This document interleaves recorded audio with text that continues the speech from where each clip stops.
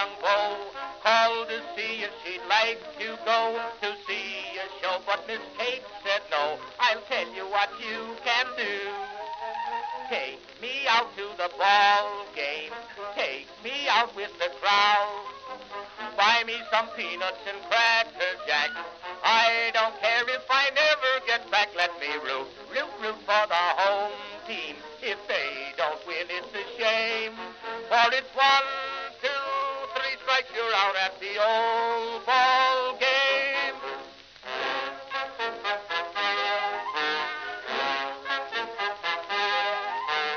Katie Casey saw all the games, knew the players by their first names, told the umpire he was wrong all along, good and strong.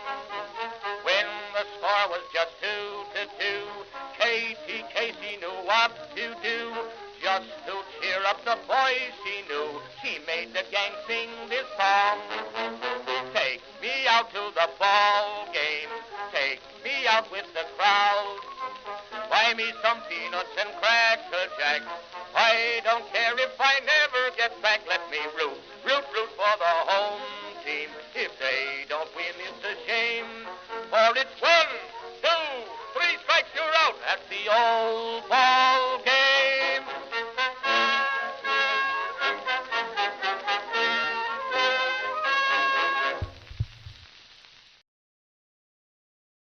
Greetings, folks, and welcome to live coverage of Orioles baseball, where tonight the Baltimore Orioles will be wrapping up a 3-game series against the Detroit Tigers at Oriole Park at Camden Yards. How you doing, folks? It's BW, still hanging out in the brand new AI-generated VIP lounge. AI VIP. Why am I here? Because as a joke, I threw this up as the background last night, and with the Orioles wound up winning what we could consider perhaps the most comprehensive victory of the season, a 10-1 scoreline over who was the team with the best record in baseball, the Detroit Tigers. So BW's logic, don't change anything. So that's the idea, folks. If you're wondering why tonight is going to feel like last night in terms of, in fact, why am I wearing a new shirt? Bad BW. Bad form. But we're going to have this for now anyway. Welcome, folks. This is the BirdWatcher Channel. It's dedicated to live coverage of Orioles baseball. I call play-by-play and give commentary for every single Orioles game, every regular season game, postseason game if we get there, and spring training game as long as it's on the air somewhere. This is the second season of the channel. I have not missed a game. So if you're looking for a reliable person to watch along with the ball game, or maybe you don't have a way to watch it, there's plenty of those people out there as well. That's what this channel is all about, folks. It's a community for Oriole fans or just baseball fans in general. Everybody's welcome to hang out, watch the ball game, share a few laughs, and maybe, grow a couple of new ulcers, depending on how things go. But, tonight we've got the final game of a 3-game series against the Tigers, and it is a challenge. We're up against the reigning Cy Young Award winner, Skubal, left-hander on the mound for Detroit. The Orioles this season have had their difficulties facing left-handed starters, and now we faced the best one in all of baseball. This is a game where, if you're looking at it, you don't feel like your chances are good, but that's why we play the games, folks. You know, for the same reason we might have felt that optimism going into Sacramento and saying we got to sweep this 2 out of 3, surely. And then we got humbled. Well, the Tigers got humbled last night, 10-1.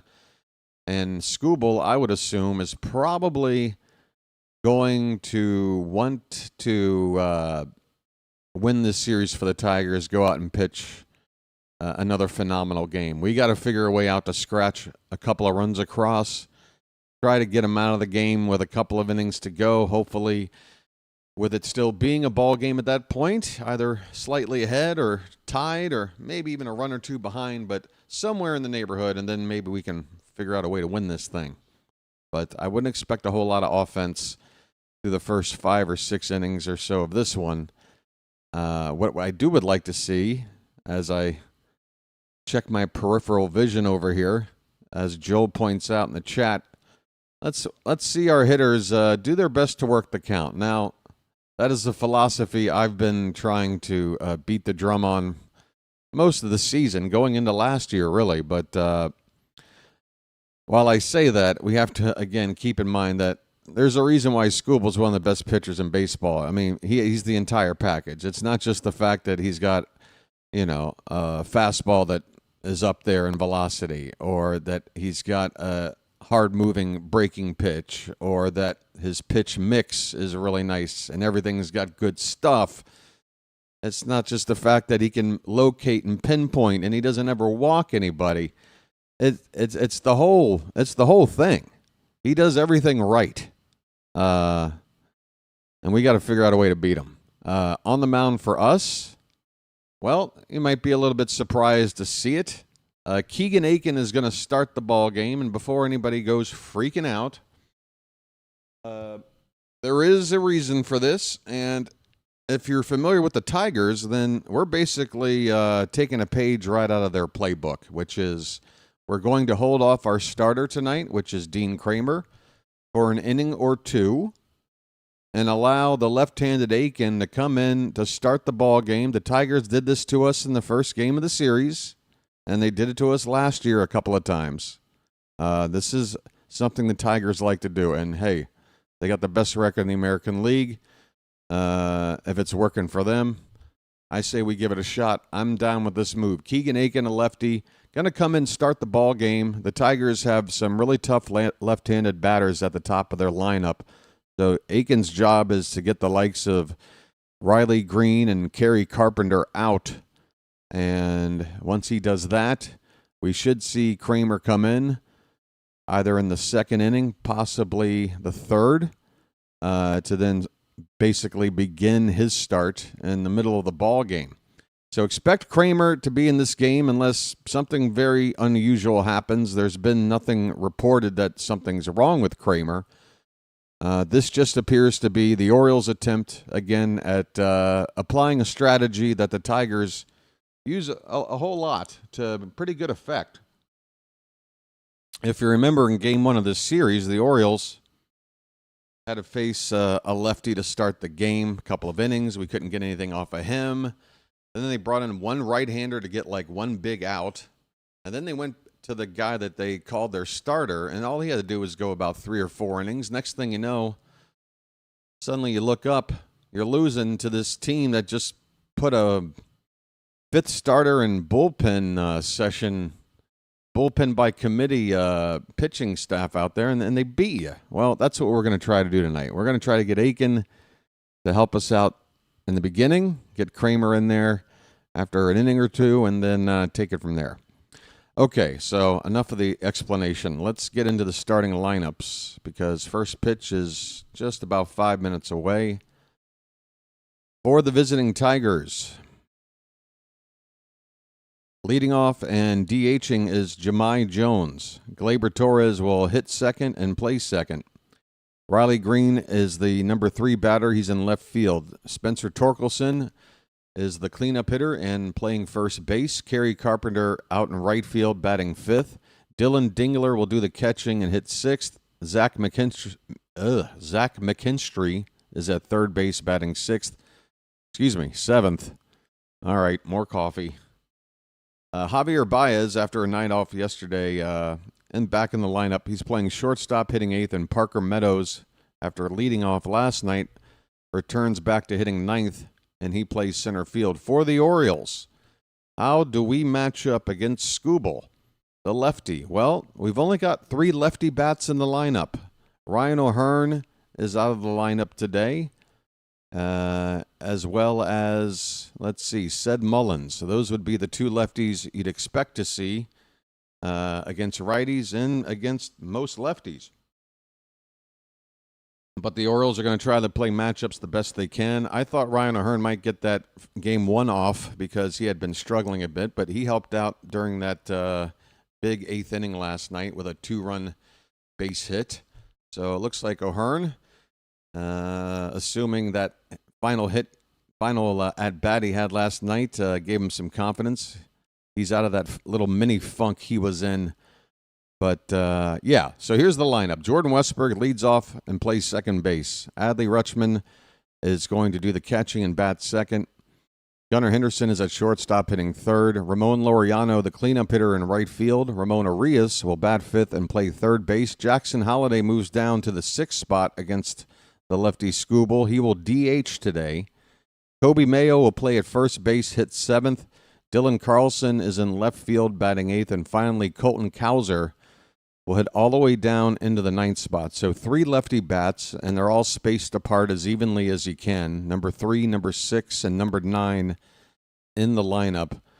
And if we can somehow get to a place past Skubal and still have a competitive game going on, well, we got a couple of pretty solid lefty bats on the bench to go to, Mullins and O'Hearn. All right, so we're about 4 minutes away from first pitch. Let me make sure I got the ball game up. And let's see what happens tonight, folks. Again, it's a matchup where like you kind of expect a bad result. So it's kind of like playing with house money. It doesn't hurt. It hurts when you go to Sacramento after sweeping the Mariners and trying to ride that momentum only to drop 2 out of 3. Those losses are hard to swallow. If the Orioles don't win today, I'm not exactly going to be mortified by it. But I'll tell you this, folks, if the Orioles win today, if the Orioles do what we're not supposed to do and win this game, thereby winning a series against the team with the best record in the American League and beating their Cy Young Award winner, then that miserable little stretch of days where we were ready to fold it up, losing 3 out of 4. We probably go right back into, well, maybe we could. I mean, 10 runs last night, folks. That's the most this offense has scored since opening day, and it's the most healthy that the lineup has been since opening day. Who knows? If the bats can start to give us 6 runs or more on a regular basis, and the pitching can keep it to 4 runs or less on a regular basis, you never know. You never know. It is hard to swallow the sack, isn't it, Joel? I agree. Whoops, wrong button.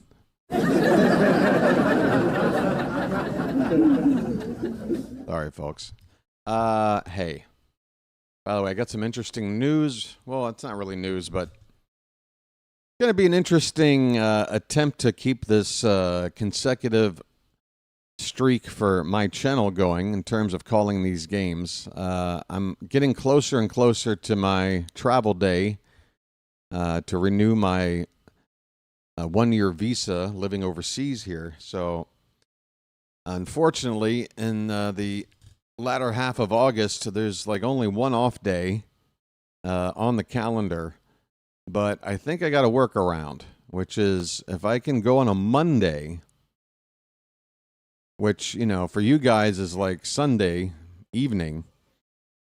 What the plan would be is I call a game for on Sunday that starts at like 1:30 your time, like 12:30 at night for me. It'll end by like 3:30, 4 in the morning, and then I'll hop on one of these passenger vans on a 6-hour road trip to Cambodia starting at 5 in the morning. Get there about 11, spend a couple of hours doing the paperwork, hop back in, get back to town here, probably about 7 o'clock at night, try to go to bed by 8 or 9, then wake up at 4 a.m. to call the next game, which is the very next day on a Monday night your time. So if I manage to pull that off, then, yeah, that I'll be very proud of myself. We'll see. I'm going to try my best. I really don't want to end this streak. All right, so Keegan Aiken Once again, if you're just arriving, Keegan Aiken is going to start this game, and it is a planned situation, trying to get through the first segment of this Tiger lineup before turning the ball over to Dean Kremer. First pitch of the ball game is hit hard down the right field line, and it's fair. It's going to be a double for Jahmai Jones on the first pitch of the ball game. Well, we've tried the strategy, and one pitch in, we're regretting it so far. My goodness. Jahmai Jones down the left field line for a leadoff double, and immediately the Orioles are in trouble.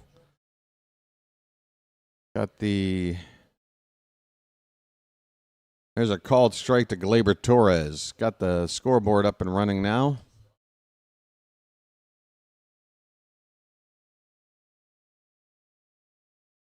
Torres hitting .272, 5 homers, 30 driven in. The 0-1 pitch from Aiken is up and away, 1 ball, 1 strike.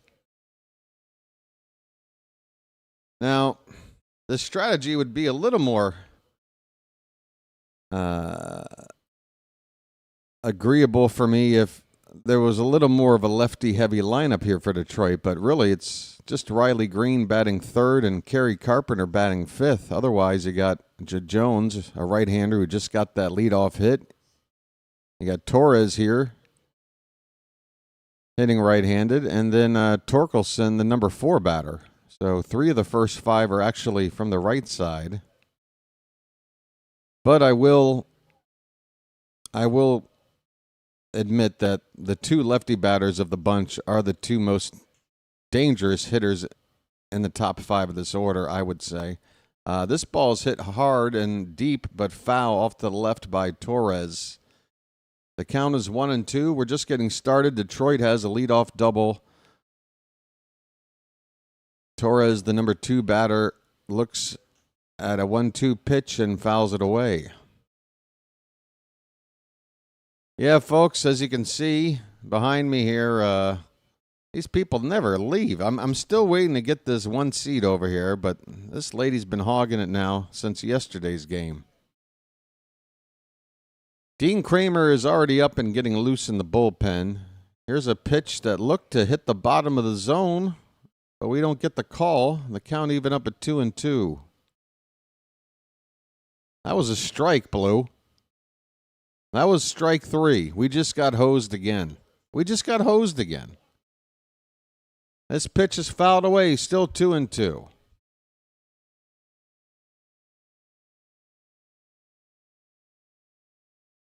I apologize. If I said Jones got that double on the first pitch of the game, it was actually the second pitch, apparently.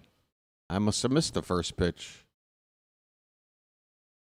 The 2-2 again. Hit in the air to right center. The big deal right now is, can we hold that runner at second? Here comes the throw in, and Laureano, look at that arm. Look at that arm from Ramon Laureano, folks, and tell me you don't want this guy playing in right field for you. He just saved a runner moving up to third with less than 2 out with a killer throw all the way from the outfield. No cutoff man needed. Laureano has got a cannon arm. All right, 1 down for Riley Green. First pitch swinging, fouls it back onto the screen behind home plate. Green is one of the batters Aiken has been assigned to get out. Hope he does. Swing and a miss. That pitch had a lot of the plate. Green missed it, though, and the count is 0-2.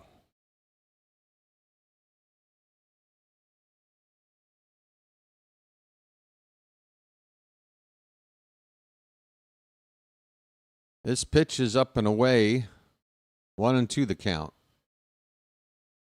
I'm tuned into the Tigers broadcast team, and they're currently discussing the use of Keegan Aiken to start the ball game.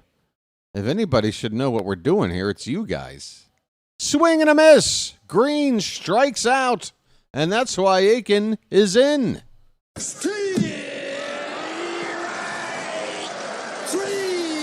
Well, y'all come back now, you hear? That's right. 2 can play at this game. Here is Spencer Torkelson, 2 down, runner at second, with the lefty Carpenter on deck. And look at that backdoor slider from Aiken, hitting the outside corner for strike 1. Lovely.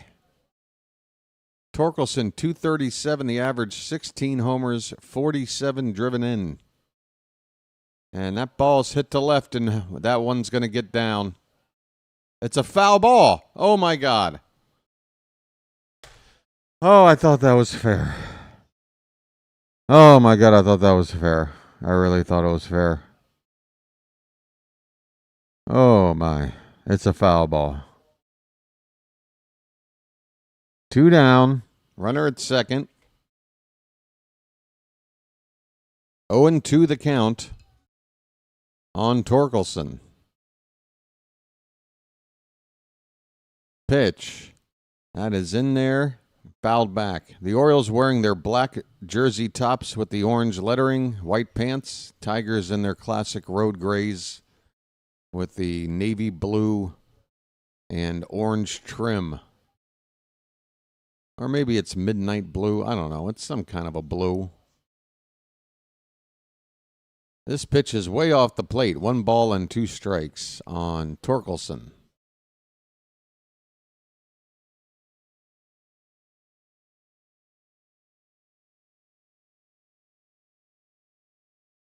This will be the 20th pitch for Aiken, and first the umpire grants timeout to the batter. So I would assume if Aiken gets the final out with Torkelson, he'll still come out to the second inning and at least face Carpenter before they go to Kremer. That pitch is off the plate outside. The count even up at 2-2. Whoops, it looks like the scoreboard jumped out of its place. Try to get that fixed for you. Pitch, low and in, and the count has gone full on Spencer Torkelson. There we go. What? Now it just bounced back. What the hell are we doing here? You playing with me? Full count. Come on, we got to get out of the inning. Hurry up. Pitch. Low, ball 4. Well, we had a base open, and you got the lefty coming up, but you have to get him out. And this could be a 1-inning affair for Aiken after Carpenter. If this experiment is going to work, Aiken has to get Carpenter out right now. 2 down with 2 on base. If he does not retire him, then this experiment did not work. First pitch is up and away for ball 1. Aiken was ahead on Torkelson, wound up losing him, and now falling behind here to Carpenter 1-0.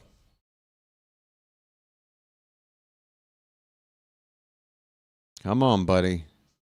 Your day's almost over. There's a slider in there for a strike, knee high on the outside corner,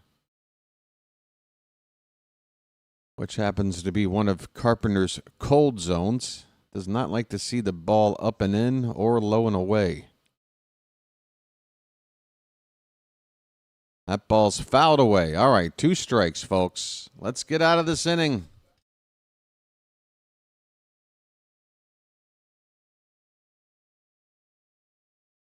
This is just to keep things where they are, and then we got to go out there and face Skubal. Holy cow, what a challenge tonight. That slider laid off. The count even up at 2-2. I hope somebody put icy hot in Skubal's jock strap.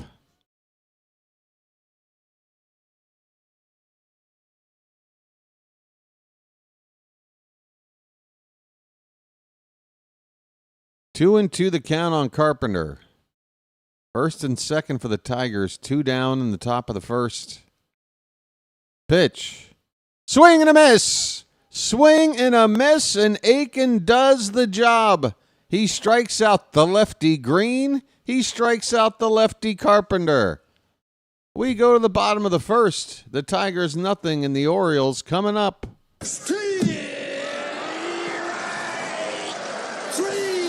Well, y'all come back now, you hear? Well, y'all come back now, you hear? All right. Oh, dose of your own medicine there, Detroit. Say hi to Dino next time around. Charm City Chat, how the heck are you? By the way, folks, we've got nearly 100 people tuned in already. 30 of you have hit the like button. I mean, that is a percentage we have got to fix. 2/3 of you out there have yet to do it. You just needed a friendly reminder, right? That's all it is. Oh, that's what this is. Go ahead and tap that like button, get it out of the way. It's a thumbs up. It's at the bottom of your screen. You know the drill. Meanwhile, I'm going to check in with the Charm City Chat and say hello to Chilo and Lazy Bum, John, Robert, Froggy, Edward, Joel, David in France, Birdland. Would totally co-host or collab with me. Be careful what you ask for. I'm a bridge burner, apparently. Alex says hi. Frederick says hello. George is here saying heyo. Edward. Let's see. Baltimore not the only team to beat the Tigers badly. Cardinals and Texas, both double digits. Skubal's just about to get started, folks. KPK33X, Ravens, O's, Terps is here. AB Normal. AB Normal, what are you doing here? What are you doing here, AB? All right, El Duderino. This ball is fouled away with Jordan Westberg leading off tonight. West is that way. Capped off that big eighth inning rally the Orioles had last night with a 3-run homer down the left field line. Just parking it into that little angled corner. Any farther to the right of the foul pole, and that ball does not get out. It's 0-2 on Westberg. And Skubal's pitch is low. Let's see. George, did I get you already? Now I forgot who I've already said. Baxter, Edward, Rod, Cosmos. Reached for and fouled away. That would have been a ball, but understandably with Skubal, you got to be in protect mode because normally this guy's throwing strikes. Patrick is here, 99/22. Okay. Fraud Tigers, Judge is a choker. Here's a high fly ball to right. That ball's going back, leaping up, and the catch is made. Kerry Carpenter makes a leaping grab at the scoreboard wall, right where it nearly turns into the grounds crew shed. Highway robbery. Highway robbery of extra bases.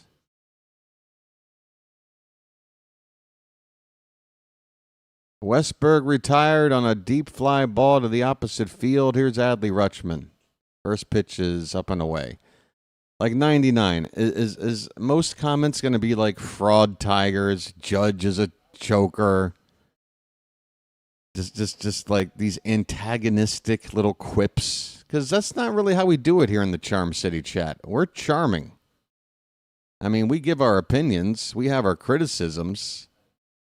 But we do it eloquently. We actually back it up with data. Here's a soft grounder to second. Rutschman hustling down the line, but he won't be able to beat it out.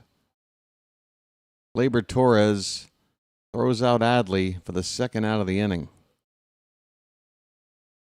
We like it nice and charming here in 99. Skubal will fold. Judge is a choker. Tigers are frauds. Come on, man. Hey, Chilo, you and 99 over 22 should go bowling. Adley's too slow. Geez, I'm pretty slow too, Chilo. What do you want to do? What do you want me to do about it? I don't run unless I'm being chased. That's my philosophy. Here's Gunnar Henderson. 1-0 pitch is hit on the ground and past the diving glove of the shortstop in the left field. It's a 2-out single for Gunnar. And the first base runner for the Orioles off of Skubal. I don't know how much we can do off of Skubal with 2 down, but we're going to try. His name's Gunnar, and he's dating my mom. We got a hit.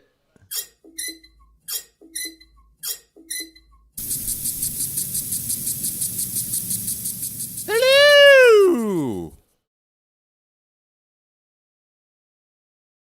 Swing and a miss. Ramon Laureano going after a slider from Skubal. Coming up empty. Laureano. He's rocking a 274 average right now. And is seeing everyday playing time. That pitch hit him. I think it did. Surely. If not, if it didn't hit him, why didn't Gunnar go to second? Don't tell me that was somehow fouled. What did I just watch?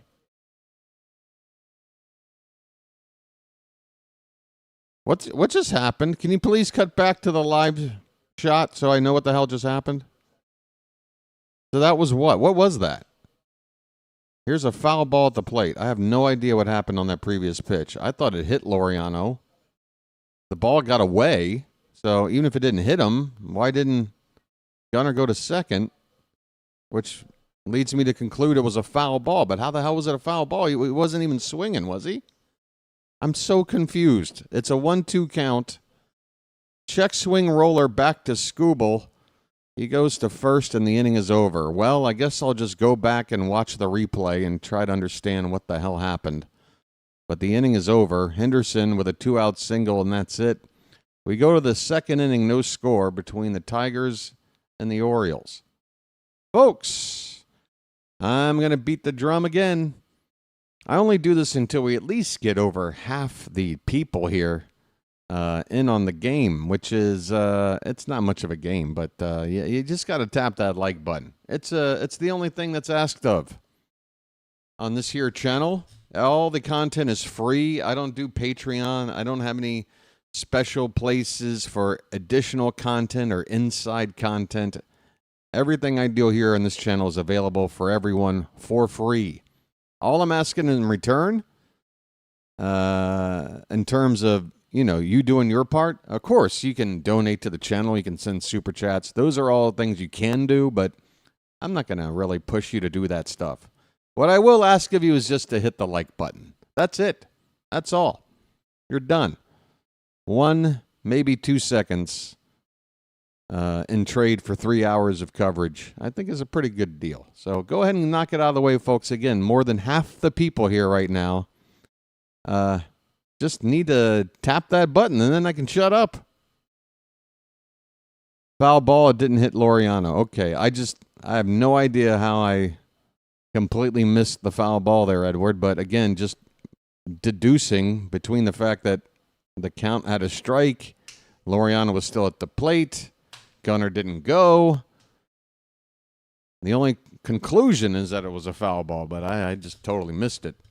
Totally missed it.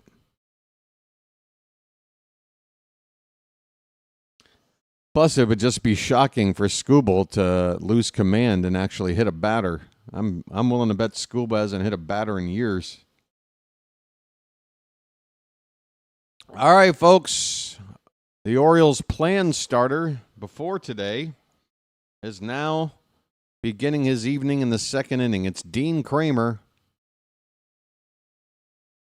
This is his 14th start of the season. He's got a 5-6 record, and he comes into the ball game here in the second inning with Dylan Dingler, the first batter up, and first pitch to Dingler is in there for a strike.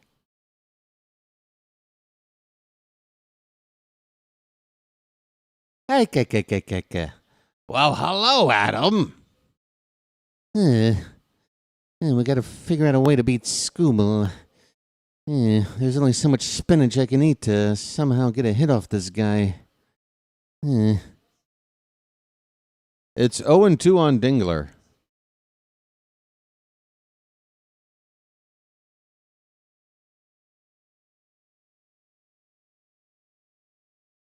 Here is the 0-2 from Dino. Swing and a miss. A slider breaking low and away. 3-pitch strikeout to begin Dean's night. Good morning, good afternoon, good night. Well, y'all come back now, you hear? Here's Zach McKinstry, left-handed batter. Second start at third base in the series. He played shortstop last night. Curveball, look at that from Kremer. On the outside black for strike one.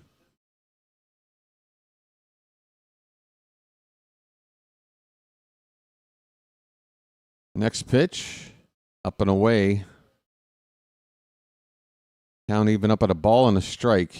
McKinstry hitting .275.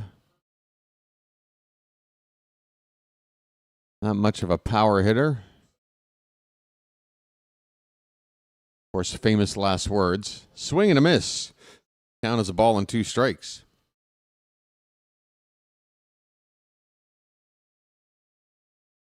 A lot of empty seats over Kremer's shoulder with this side camera view between pitches. Here's a breaking ball that stays up and away to even up the count on Zach McKinstry.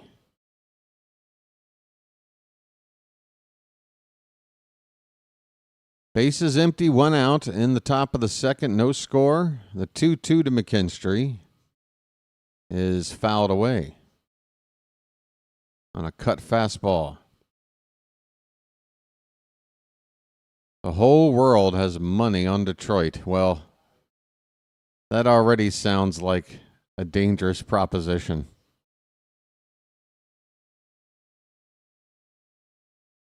Two and two the count on McKinstry. In on the hands and fought off foul again. Kremer's been outstanding in home starts. He's rocking an ERA of 2.25 with a 1.08 whip. It's on the road where he's struggling. His ERA's over 6. Kremer has been fantastic at home.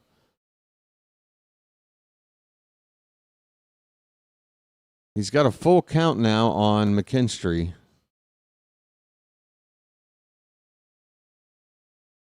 And this ball is lifted in the air to center straight away. Hauser in his tracks makes the catch, 2 down.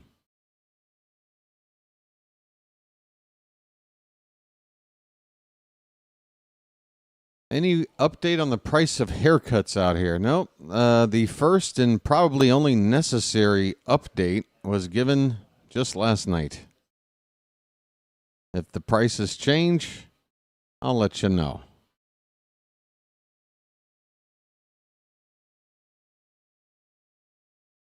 Oh, that ball's hit hard in the left, and it'll get down for a base hit. That's Javi Baez going after the first pitch, a 2-out single off of Kremer. Baez posts up at first base. What the heck did Ober do to Texas? The man got clobbered. Bailey Ober? The Twins?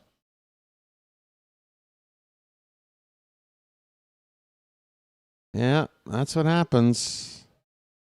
Folks, it's a 162-game season, and a lot of things tend to even out over that marathon. A lot of things tend to even out. Parker Meadows is hitting just 161 in some kind of situation. No, that's his regular average. Okay. I thought that was a situational average, like runners on or 2 down or something, but no, he's hitting just 161. 0-2 the count on Meadows. Runner at first, 2 down. Kremer's pitch, up and away.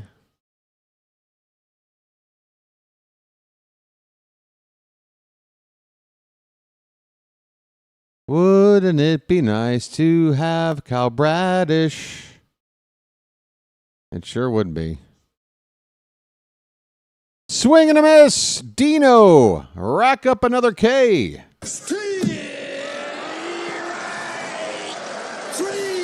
Well, y'all come back now, you hear? Well, y'all come back now, you hear? Well, y'all come back now, you hear? Kremer with a pair of strikeouts in his first inning of work. We go to the bottom of the second, no score. Now then, folks, I want to remind you, Dean Kremer, he did not have a good outing in that first game against the Athletics. Had a 4-run inning, and we weren't able to overcome that deficit. But I do want to remind folks that for 7 starts leading up to that one bad inning, Kremer had an ERA under 3.5 over those 7 starts. He's been pretty consistent. And, he's facing a tough Tiger team tonight. I would just like to see us be a little kinder to some of our pitchers sometimes when they have an off night. Kremer, Sagano, even Povich. You got to understand, Povich is young. He's still young. For a pitcher, he's young. He's learning. He's grown so much since he first arrived. You got to root for this kid, that he's only going to get better. Anywho, I digress. Who we got coming up here? Arias, Holiday, and Mayo. All right. How do you score off a Skubal? I feel like with Skubal, there should be a rule. You get 4 outs. I think you get 4 outs against a guy like Skubal. That's only fair. It's just you need one more out to get runs over.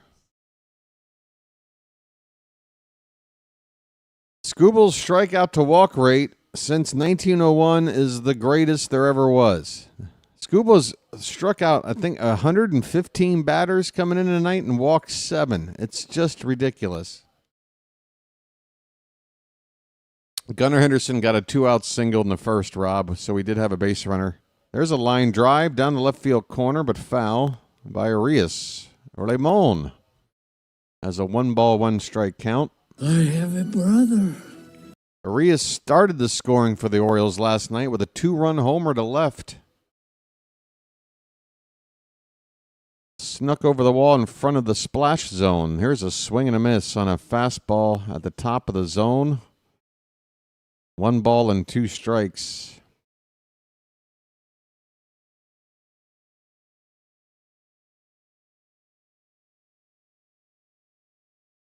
Here's a ground ball hit to short on a bounce.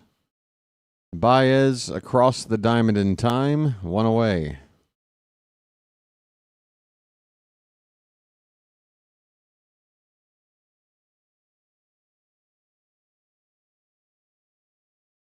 Very quiet crowd here at the ballpark right now.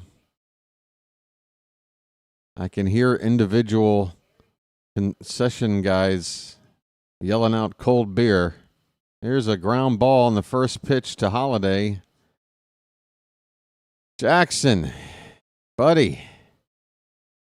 Jackson Holiday, if he goes on to have like a 20-year career, he might set the record for least pitches seen for a player that played as long as he did. This guy, 80% of the time, is done on 1 pitch, whether it results in a hit or an out.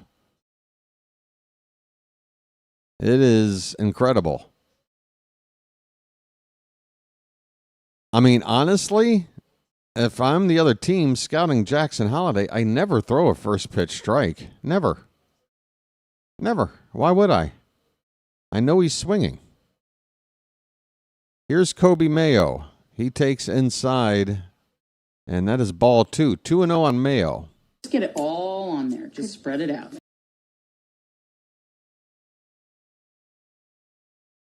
This ball is fouled straight back behind the plate. 2-1 the count. Michael says Mayo's due for that first home run. Michael, I said in the Discord that my dream tonight would be for Mayo to get that first homer off of Skubal of all people. Check swing on a pitch outside. You did not give him strike 2. He barely... Okay, that was a ball. Okay, 3-1 the count. 3-1 the count on Mayo, folks. Hitters count. Come on, Kobe. Swing and a miss. Change up. Skubal on the outside black. Perfectly placed. And, of course, he knows Mayo's looking to hit something harder. Just smart pitching from Skubal. Full count. 2 down, nobody on the pitch. Foul back. Mayo hanging in there for an extended at-bat against Skubal. Folks, if you get to a 7-pitch at-bat with Skubal, you've won a battle. You may not have won the war, but you've won a battle. Payoff pitch again. Low. Kobe Mayo. Ice in his veins. Ball 4. I'm walking here. How do you walk a guy 7 feet tall? His strike zone is bigger than my apartment. Unbelievable. We got to make something out of this. It's a 2-out walk. That's a no-no. Let's make them pay. Let's take our 7% chance of doing something and go for it. Dylan Carlson at the plate. Switch hitter batting from the right side. First pitch swinging, fouls it back. It's 0-1. Mayo at first. The Orioles have had a base runner against Skubal in each of the first 2 innings. That's more than most teams he plays can say.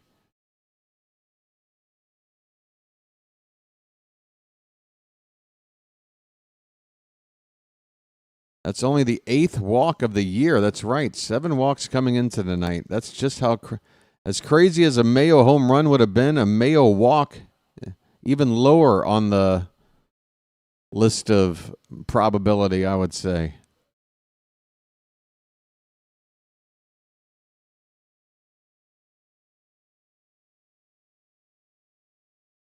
Maybe we can make a prop bet out of it, folks.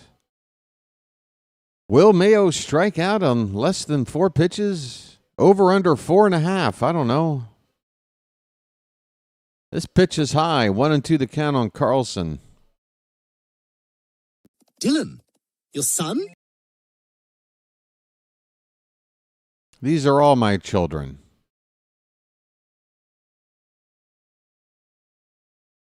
Joel with an amazing stat. This ball is hit. Please tell me it's going to dunk in there. Dunk in. It will dunk in. It's a dunker for Carlson in left center field. First and third with 2 down. Oh, my God. Please let this lead to something. We got an unexpected walk and we got an unexpected bloop, but it all comes with 2 down, and it won't matter unless we get that third and final piece of the puzzle and get a guy in. Come on. Come on. I believe it's Colton Cowser's turn up. So Cowser, lefty on lefty. We need the milkman to deliver. Get those cows up quick. First pitch. Right in there, a strike. It's like Skubal knows. Skubal knew he's going to take my first pitch. Let me just throw it right down the middle and make him believe that I'm going to throw anything near the middle again when clearly I won't. Next pitch. Swing and a miss. Took some speed off of it. Hits the outside edge on a slider, and it's 0-2.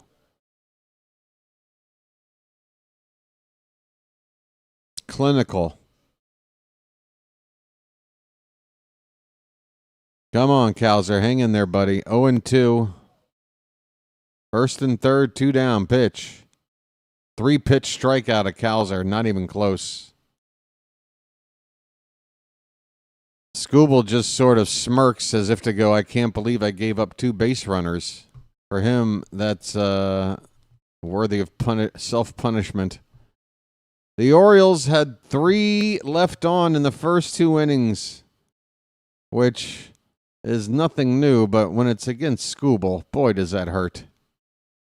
We go now to the 3rd inning, 0-0. BW needs a good old-fashioned lucky. Be right back.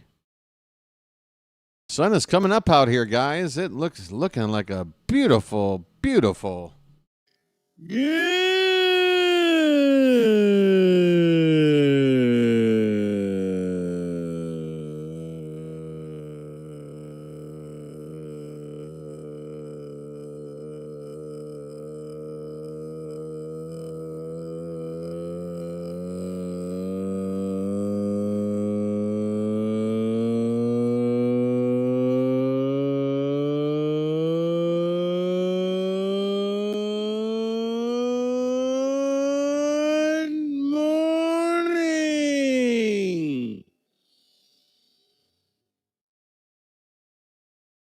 All right. Yes, Miss Janet needs the night off, folks. No good morning for Janet.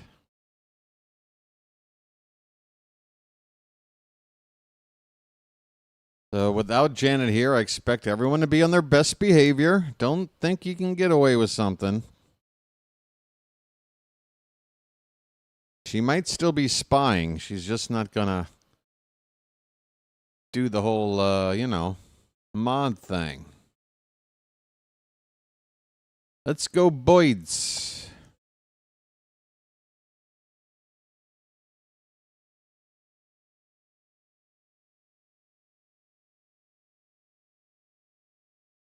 First pitch swinging. Colt Keith goes to left field. And the catch will be made out there by Carlson. A 1-pitch out for Kremer to begin the top of the 3rd.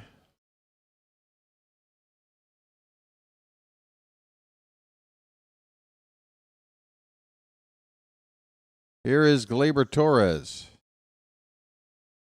Wait, Keith was at the top of the order or what? Colt Keith just pinch hit for Jahmai Jones. That is insane. The Tigers. Folks, we got to talk about this. There's a first pitch to Gleyber in there for a strike. The Tigers are so, what's the word I'm looking for? They're very progressive. Like they are always countering moves. Like they don't waste any time to counter a move. So Jahmai Jones starts the game, right-handed batter in the leadoff spot, because I guess they got word that Aiken was going to pitch. And they have no qualms in pinch hitting him in his second at-bat. And they went to Colt Keith. This ball is crushed to left. And it's going to not get over the head of Carlson. He's going to make a catch over the shoulder. An over-the-shoulder catch on the run toward the left field wall made by Carlson for the second out. Well done. Besides that, it's all in the reflexes.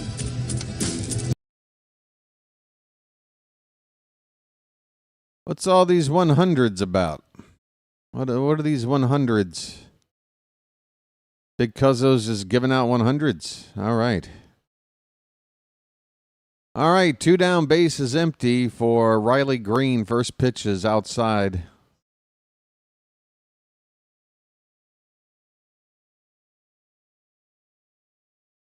Commentators said the change is because they know that, we don't have a lot of lefties to go to now, just Soto. Again, that's the Tigers doing their homework. That is the Tigers doing their homework.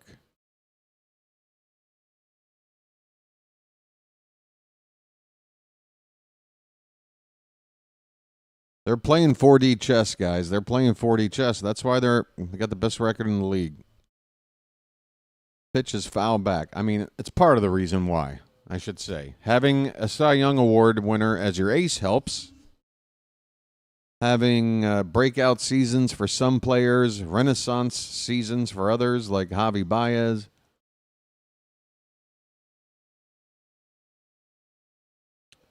That is ball 4, and it was not close. It's a 2-out walk to Riley Green by Kremer.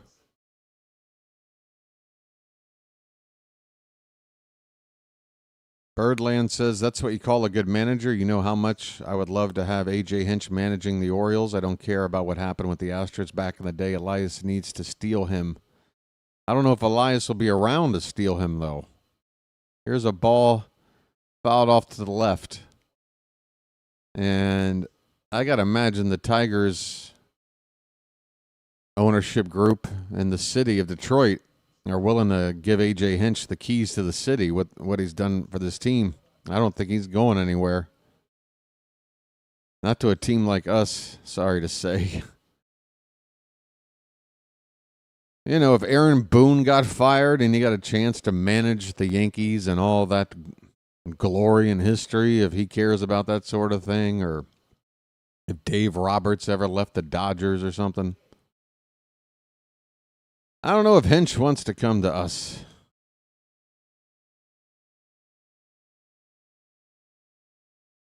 Oh, and 2 the count on Dingler.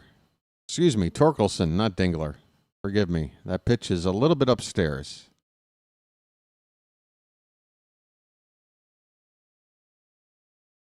I'd rather not, Birdland. I'd rather not. I don't think Girardi was a terrible manager, but is he so good that I'm willing to look past how much of a Yankee he is? I don't know if can we just find somebody equally as good as Girardi, if not better, and that way we don't have to worry about the whole Yankee angle. Swing and a miss. A strikeout. And Kremer ends the inning.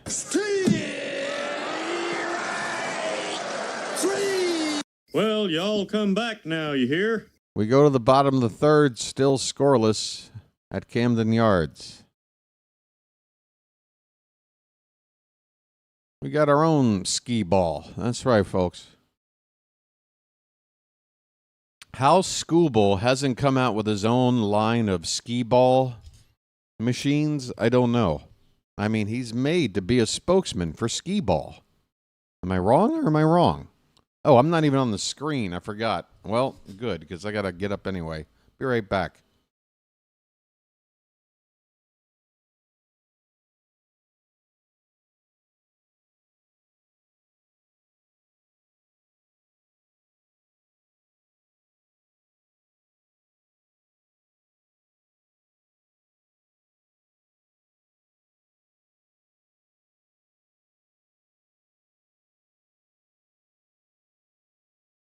What do I think about Buck?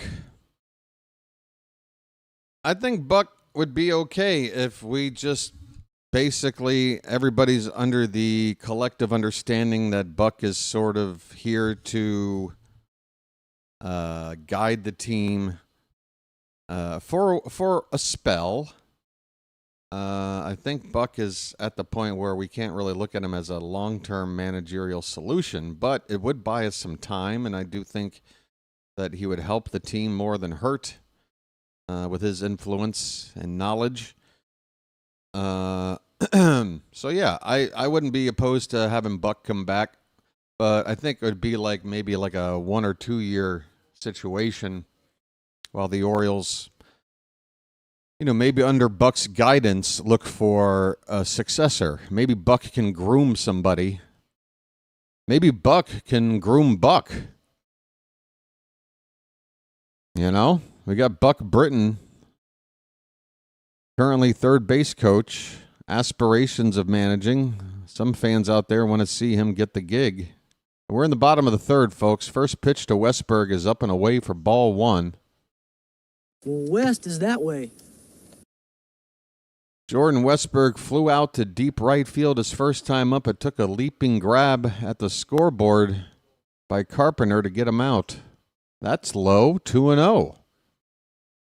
Skubal falls behind. Excuse me, make it 3-0. 3-0 on Westburg. That's bugle time.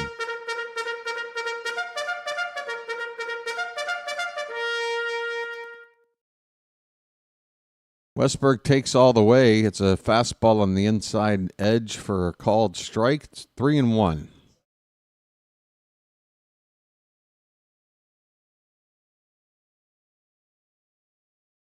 Here's a ball pop foul, not a play. So, yeah, you want to bring in Buck Showalter and have him sort of groom Buck Britton while, giving that veteran presence, that take no BS attitude that you love to have out of a manager.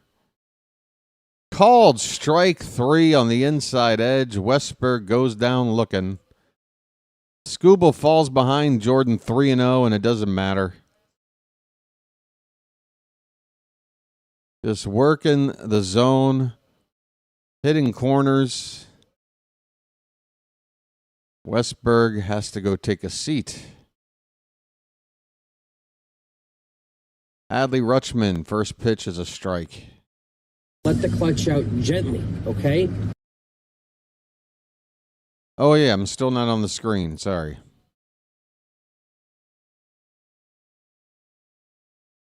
That ball's fouled away, 0-2 on Adley. How you doing, everybody? I'm just hanging out in the VIP lounge. If you want a better look at it, there you go. Here with all my friends. Hey, pass me some of those sliders and those crinkle cut fries. Those look good. Adley drills one. Stay fair. That's going to go foul. Rutschman with a home run swing. Had home run distance. Hey, look out down there trying to retrieve that ball. One guy about put his hands on somebody else. Don't get handsy. 0-2 on Rutschman. Hit on the ground, third base side, and foul. Speaking of Buck Britton, he makes the fielding play over there at the third base coach box.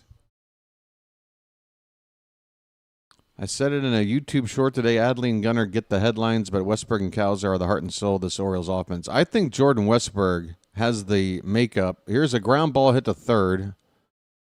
Across the diamond in time, McKinstry throws out Rutschman for the second out.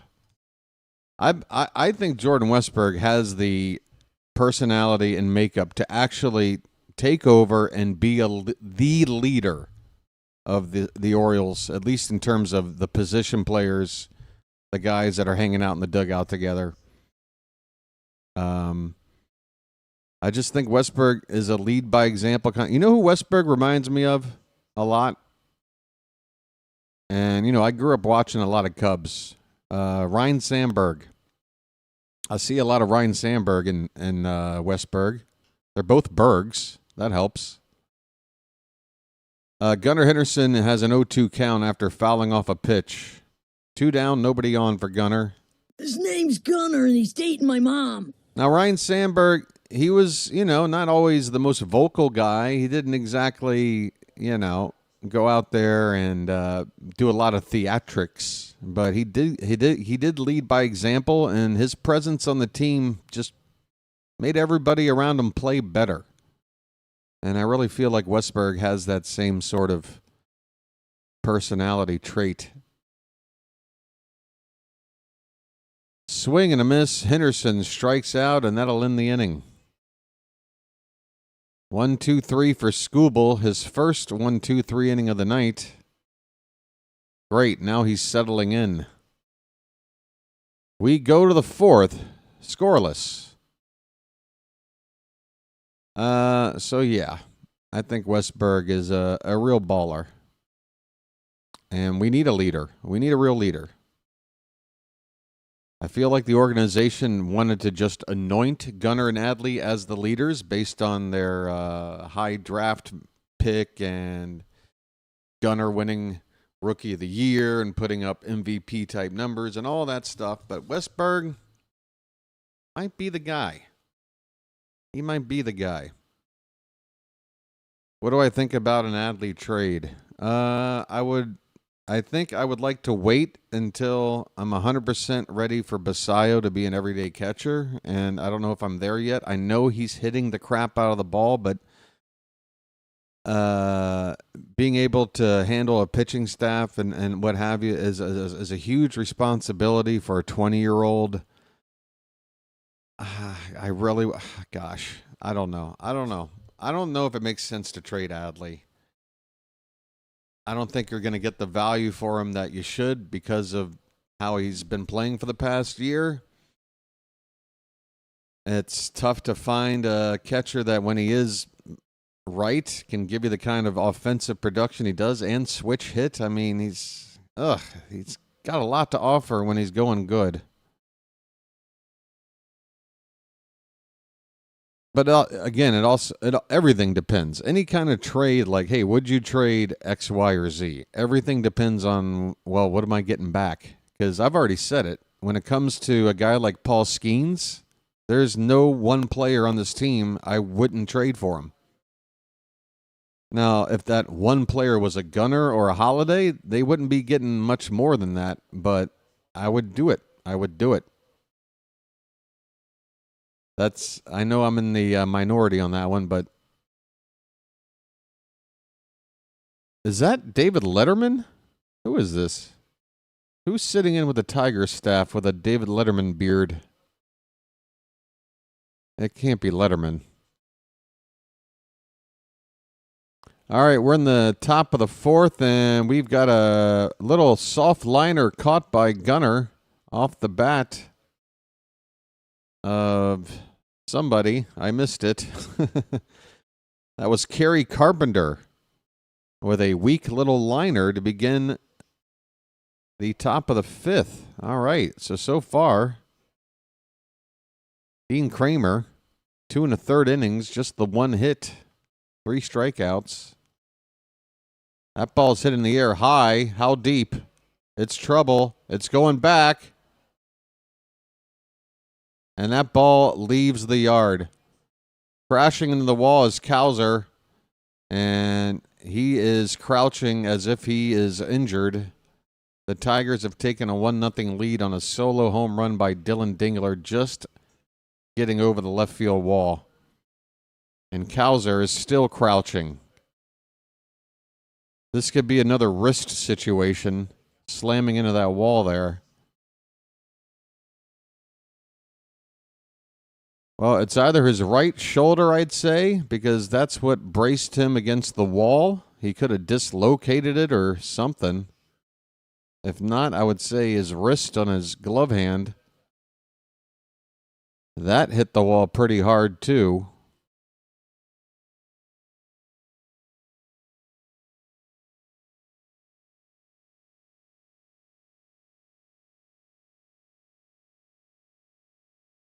I'm just stuck watching a lot of replays of Dingler's swing. I'm not really interested, but that's what you get when you watch the opponent's broadcast team. I'm more interested in what Cowser is doing out here. He went down in a heap.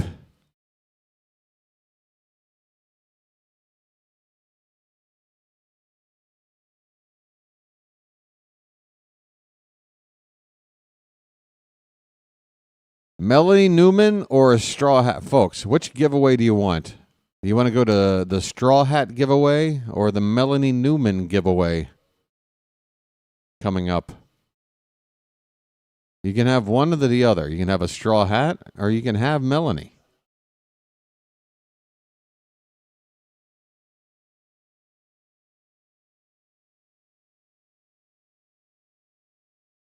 Again, folks, I wish I could give you a little more detail about what they're doing with Cowser, but it's a Detroit broadcast, and they don't seem to care. Meanwhile, we're back underway. I guess Cowser's still out there. And the first pitch to Zach McKinstry is fouled away. It is 1-0 Tigers now after a solo home run by Dingler here in the top of the fourth. There's one out, nobody on. And the 0-1 to McKinstry bounces in there. 1 ball, 1 strike.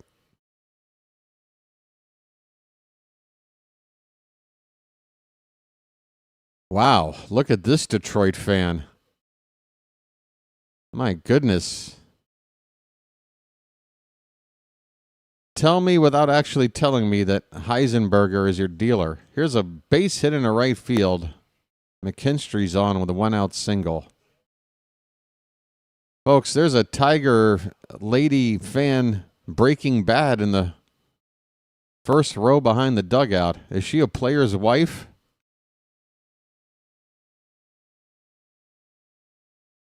Oh, wait. She's related to whoever this guy is in their broadcast booth. So I'm just talking trash about somebody that apparently means something to somebody.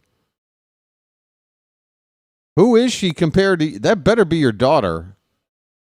She is 40 years your junior.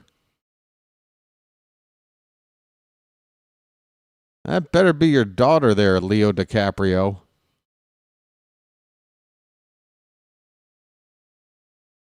Want to know the count. That ball is hit into left field between third and short. A seeing eye single. Back-to-back hits. Javier Baez is already 2 for 2, and the Tigers now have 2 on.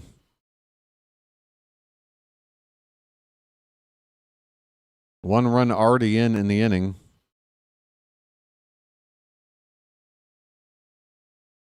Oh, Leo's willing to go for a 24-year-old now. All right, Leo.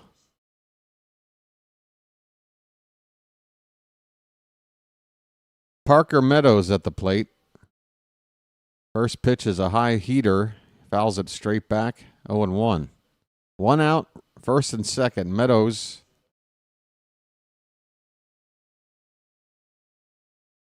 Pretty bad average, but if you're hoping for a double play ball from him, going to be tough because he does have good speed. Swing and a miss. And the count 0-2. Rod says he doesn't like the rotation thing. You mean starting the game with Aiken?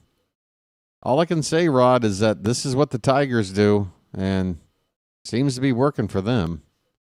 Maybe we just need a little more practice at it. I honestly think it's a pretty slick little piece of strategy. I do. I think it's something we can see more teams trying more and more.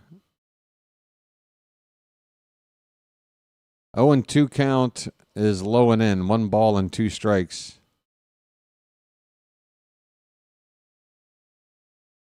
I mean, the only real drawback for me is that whoever the starter is that is supposed to start, they need to be okay mentally with coming into a ball game not throwing the first pitch, because that's, oh boy, that ball is absolutely crushed. And the light-hitting Parker Meadows just hit a 3-run bomb to make it 4-zip. And that just took our chances of beating Skubal from 5% down to 0.005%, I would say.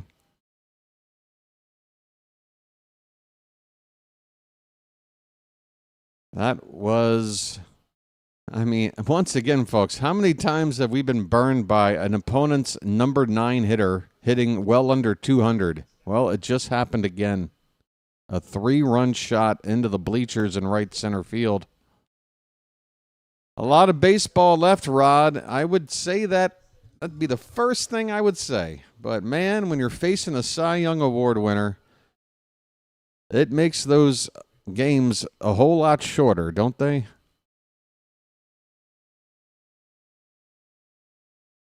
Owen won the count on Colt Keith. And a check swing on a pitch high. He does not go. 1 ball, 1 strike. I had a great point.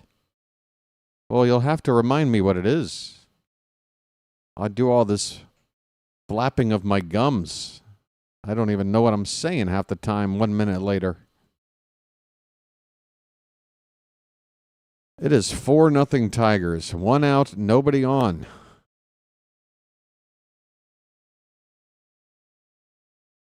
Two-one pitch. That one's hit in the air to right. Laureano coming in into right center field now and making the catch. 2 down in the inning, but the Tigers have done some major damage off of Kremer. A solo homer by Dylan Dingler and Parker Meadows. That 3-run homer, that was his first home run of the season. And I'm telling you, this guy maybe hits 4 or 5 a year. Just makes you want to rip your hair out. Gleyber Torres looks at a pitch a little bit off the plate, low and away, 1-0.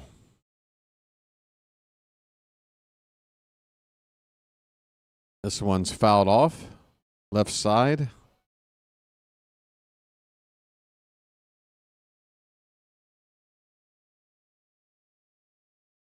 You gotta love Charm City chat. Rachel comes in and just types disgusting. And what do here in the chat? We just say, hey, how you doing, Rachel? How are you? There you go. Look at the love from Rachel. That's what I'm talking about. Went from disgusting to pure bliss. Just like that. Here's a ball popped up, shallow right center, almost the same spot Laureano made the previous catch, and that'll end the inning. But the Tigers put up a big inning when they have a guy like Skubal on the mound. A 4-run inning is typically all that's required for the Tigers to go on to win. The Orioles are going to have to figure out something that pretty much nobody else has been able to do. Erase a 4-run deficit against Skubal.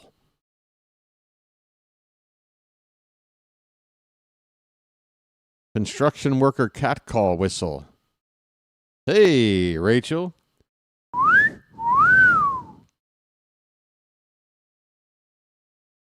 You know, we really got to bring that back. You just don't hear it enough anymore.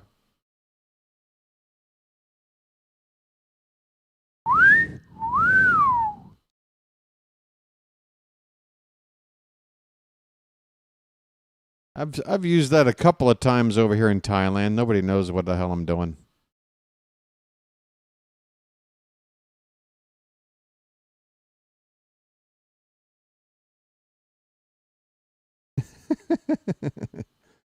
Big Cuzzo went to go put a pizza in the oven, comes back, and we're down 4-0.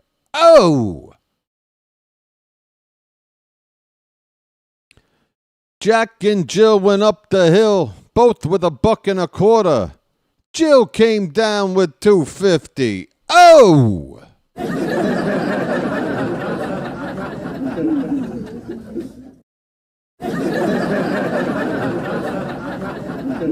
It's BW After Dark. If you've got children around, tell them to go to the other room.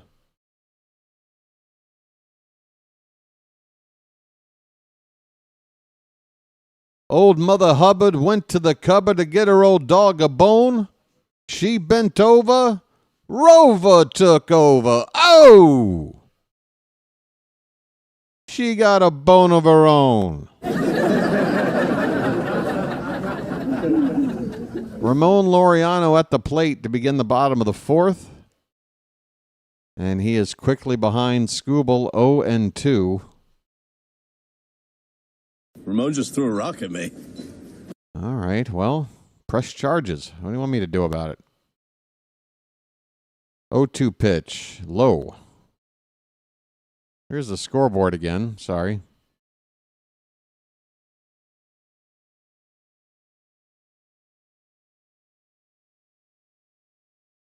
Come on, let's get some runs. Oh! Here's a ground ball up the middle, but playing right behind the second base bag is Torres.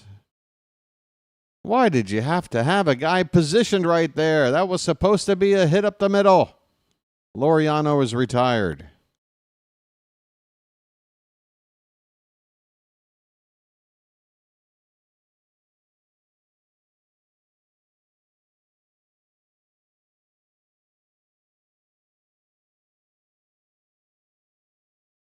First pitch swinging here by, who is up? Urias. He fouls it back. I have a brother.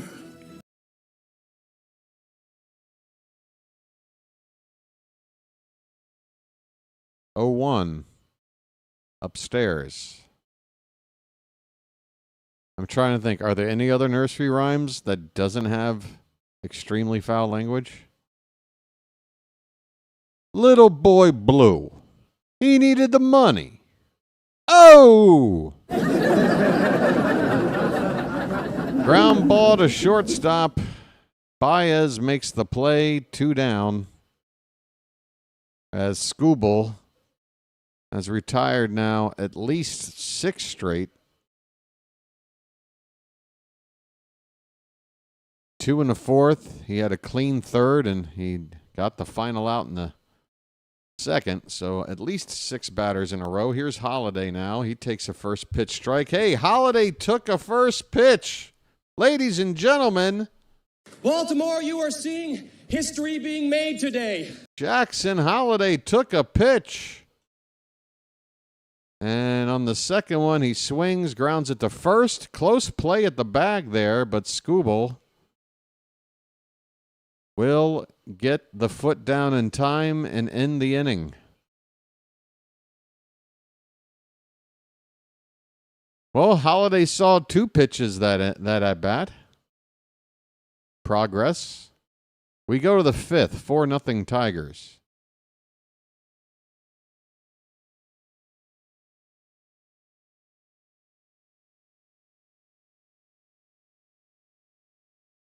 All right.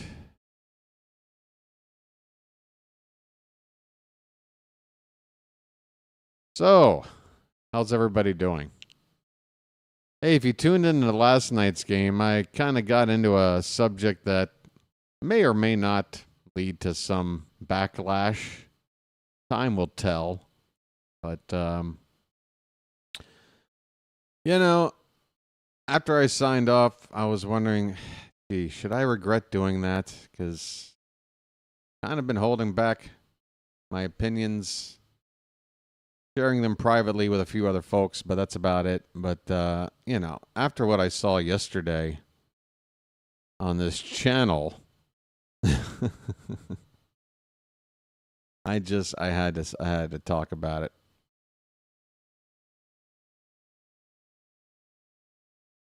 Interesting show today. So watching a couple of guys doing push-ups and sit-ups, and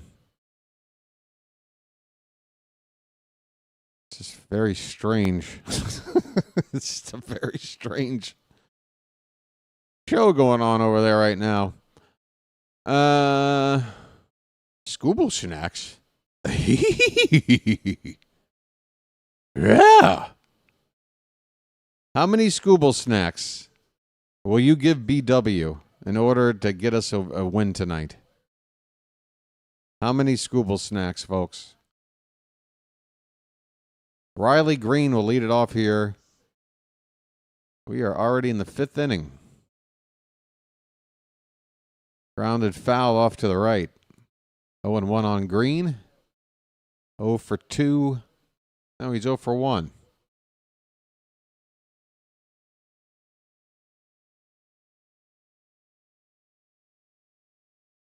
Swing and a miss. Now it's 0-2. Or wait, I was saying he was 0 for 2. Never mind. Do I know what happened today to Dean Kremer? You mean, why didn't he start? Again, Chua, it's part of a strategy. It's a strategy the Tigers here use themselves pretty often. They actually used it in the first game of the series against us, which is to delay your starter for an inning or two, play matchups with the lineup you expect to get from the opposing team and go with another pitcher that can get those early outs and shorten the game. Keegan Aiken, the lefty, came in and got through that first inning, got a couple of tough left-handed batters out, and then Kremer came in. I hope it's not the last time the Orioles try it. I do think there's value to that strategy, at least against certain teams. And depending on who your starter is and what have you, obviously, if you got an ace on the mound, you're not doing this. Tigers would never do this with Skubal. But if you're got your number 4, number 5 guy in there, and you know they're about to face a really tough top part of the order that's stacked to face that guy, and then you can pull an okey doke and bring out the opposite-handed pitcher. Again, you can shorten the game, get some cheap outs early, and set yourself up. I like the strategy. Again, I really feel like the only potential drawback is the starting pitcher. You know, a lot of swing and a miss. Kremer with another strikeout. Riley Green goes down.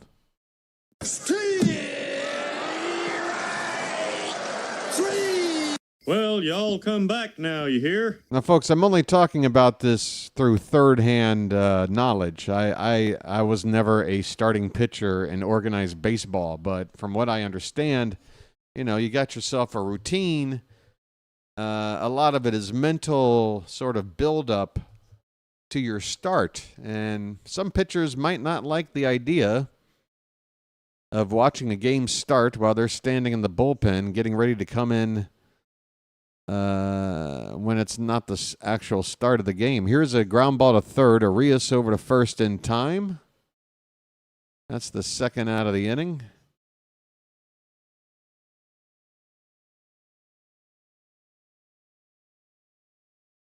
So I would say there's probably like a guy like a Marcus Stroman. Marcus Stroman has a notorious hot head, big ego, likes to do things his way. To try this strategy with a guy like Stroman would probably be disastrous. You got to have a pitcher that's willing to go along with it. That is a first pitch foul ball by Kerry Carpenter. He is 0 for 2 so far. 2 down, bases empty in the top of the 5th. And that's only, well, that's right. Kremer did start in the second inning. Kremer just threw pitch number 64 on the night. The count is 1-1.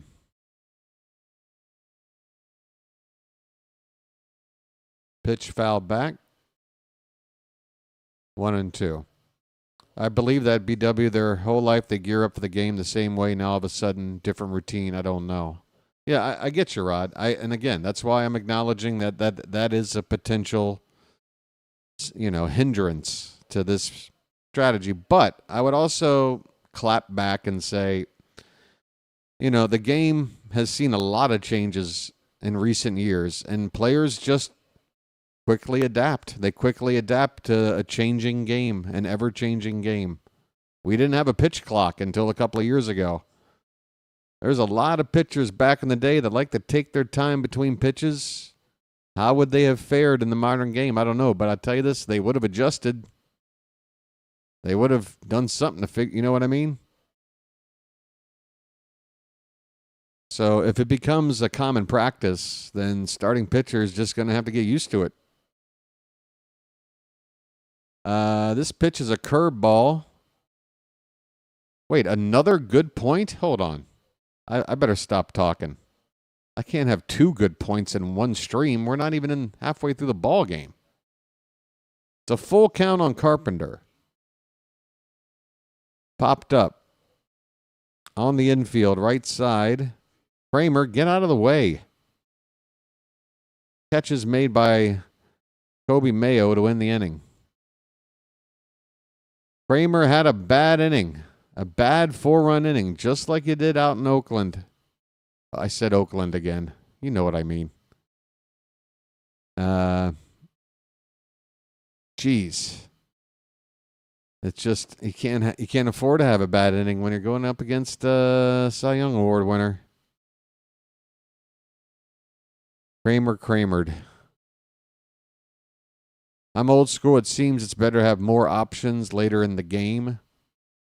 Yeah, again, I mean, it's a trade-off, obviously. If this was a 100% foolproof strategy, then everybody would have already adapted and everybody would already be doing it all the time, right? So, yeah, I do recognize that things could kind of backfire when you do this. But we've seen the back end of Detroit's rotation. It's very strong. They got several arms with sub-2 ERAs. Opponents hitting like that lefty they brought in late in that game one. Opponents hitting 113 off of lefties or whatever it was. Oh, no, that's the guy that started. Herder. Yeah, they've got some nasty guys in the pen. If you got a really good pen that you can depend on, you only use this strategy maybe 2 times in a given trip through the rotation. You don't do it all 5 guys, I wouldn't do this for Sagano. I wouldn't do this for Eflin. But for a guy like, say, Cade Povich, who's got a bit of a high ERA and a lefty, if we go up a team like Toronto, who's a very right-handed heavy team, especially at the top of their lineup, I think you get a game like that, that's a situation where, go to a righty first, bring him out, get an inning, and then you bring in Povich. Kobe Mayo looks at a first pitch strike from Skubal. It's a slider. We are in the bottom of the 5th inning. Just get it all on there. Just spread it out. This one's hit hard on the ground, backhanded at short, and the throw is in time. Baez retires Mayo. Mayo has a walk tonight and a hard-hit ground ball on the infield. Might not sound like much, but against Skubal, that's not too shabby. Just 2 hits given up by Skubal so far, both singles. Only 1 hit since the first inning. First pitch strike to Dylan Carlson. He has the other hit. Gunnar had that hit in the first. Carlson with the other hit, and my game just froze. My game froze, folks. Oh, now we're back.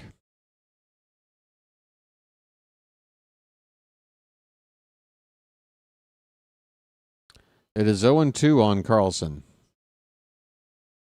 Check swing foul off to the right. Folks, I think it's time for a special lucky. I mean, I'm a Lucky Strike man from way back. So, Coffee's starting to get lukewarm.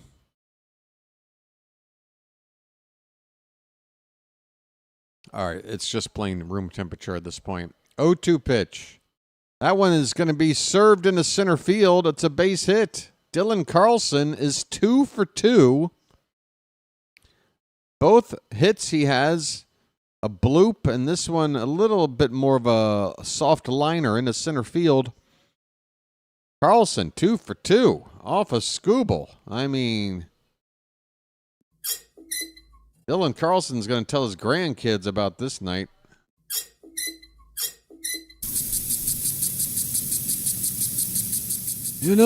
Back in the summer of 2025, I had 2 hits off of that guy.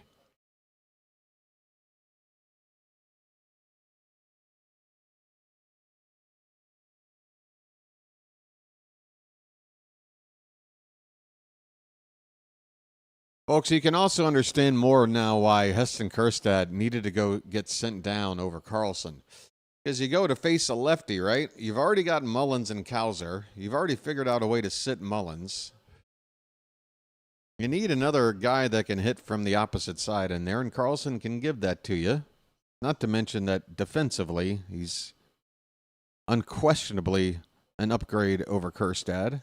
Here's a ground ball, second base, backhanded. Goes the second for one, over to first. Good grief. Gleyber Torres starts a 4-6-3 double play, and that's it for our rally.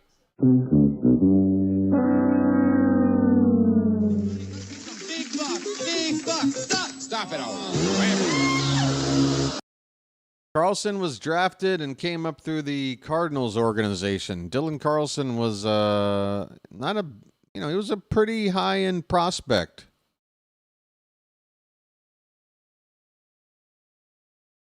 When he first broke in with the Cardinals, they were expecting him to become an everyday player and a big part of their future. Switch hitter.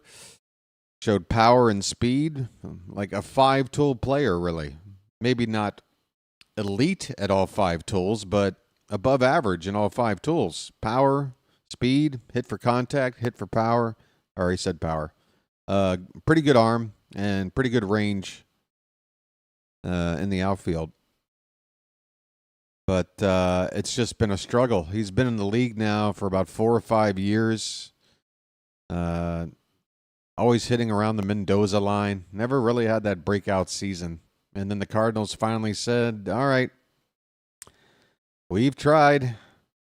Maybe you'll find luck somewhere else. And they just went out and I think he was outright DFA'd, right? We didn't trade for him.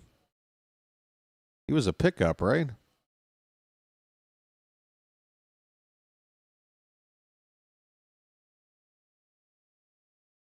Yeah, either way, put the best players out there, KPK. I agree. But so either way you slice it, Kjerstad is not the right fit. He's neither the best player, nor is he the right matchup against lefties. And again, you got Cowser and Mullins. You consider them every day. Look, I don't want to, be married to matchups, right? Just blindly be loyal to matchups. But at the same time, by your philosophy, let's say we had 9 guys that all hit left-handed on our team, and they just happen to be the 9 best hitters. Do you really want a 9 lefty bat lineup against the lefty? Don't you want to at least try to sprinkle in a couple of guys from the other side of the plate? You got to have a little bit of balance. You got to have a little bit. Not just for the starter, but once you get into that bullpen. Here's a pitch from Kremer. It's a splitter in the dirt to Dylan Dingler. The 1-1 count. Oriole bullpen is actively warming up, not on the mound, but through exercise. Here's a ground ball and a bounce to Gunnar at short. He will throw out Dingler. 1 out in the top of the 6th.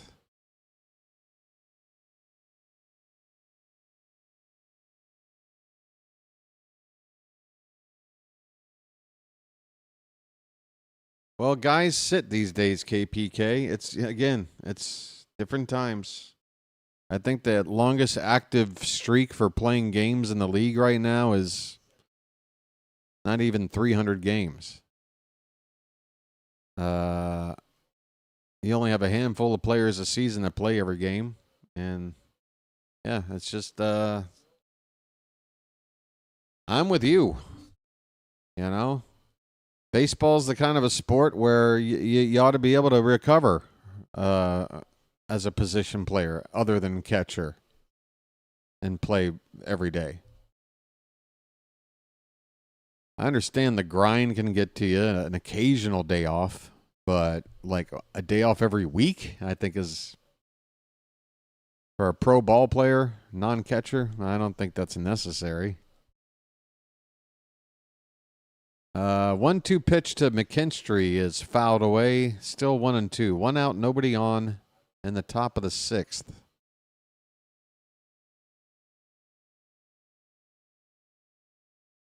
Slater's here to let us know what's going on with Kremer. Like we're not here watching. Swing and a miss. And Kremer fell off and struck out McKinstry.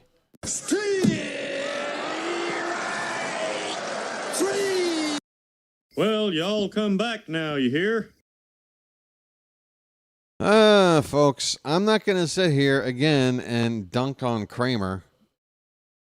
If he winds up just giving up this one bad inning to a team like this, and if we wind up not scoring anyway, does it really matter?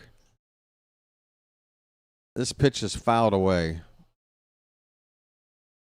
It is Javi Baez up again. My goodness, didn't he just hit like 5 minutes ago? Folks, I'm stuck in a time trap. Here's a swing and a miss. 0-2 on Baez. 2 down, bases empty. George, why are there so many dying art forms? It's not just in baseball. It's everywhere. Swing and a miss. Kremer with another punch out.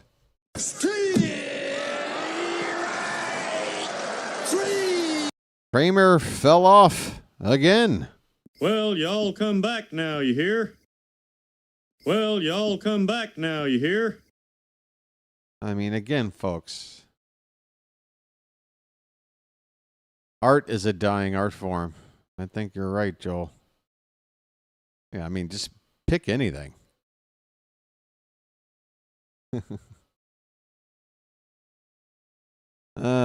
What do they call it, folks? The law of diminishing returns? I think we're seeing it culturally right here in our own lifetime. What are you going to do? That it is, Froggy. That it is. I'm just happy I got to be alive for the first half of my life anyway, living in a time where that was still the norm and not something you had to like desperately seek out. I'm a weird guy. I was born in 1977. I've basically lived half of my life in the 20th century and now half of my life in the 21st century. I feel like I've lived enough in both centuries to be able to, offer up a fair assessment and observation. I got to tell you, I prefer the 20th century. I prefer the 20th century. I think about all the conveniences that we have allegedly added to the mix in the last 25 years. And I think about what a life would be without those conveniences. And I've come to the conclusion that life was actually more convenient without those conveniences.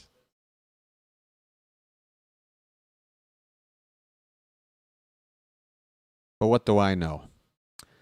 Bottom of the sixth. It's Westberg up, top of the order. First pitch is a strike.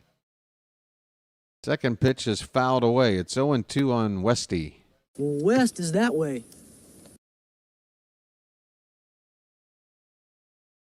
Oh for 2 for Westberg tonight. Yeah, the 90s. One big last hurrah. I graduated college in December of 1999. I actually screwed around for an extra half semester just so I could be a part of the final graduating class and then have a big blowout because it was like a week before New Year's, and then we had the big like Y2K New Year's Eve party at my apartment. It was, yeah. Little did I know at that time, 23 years old, how I would be feeling at 48. Boy. 2-2 the count on Westberg.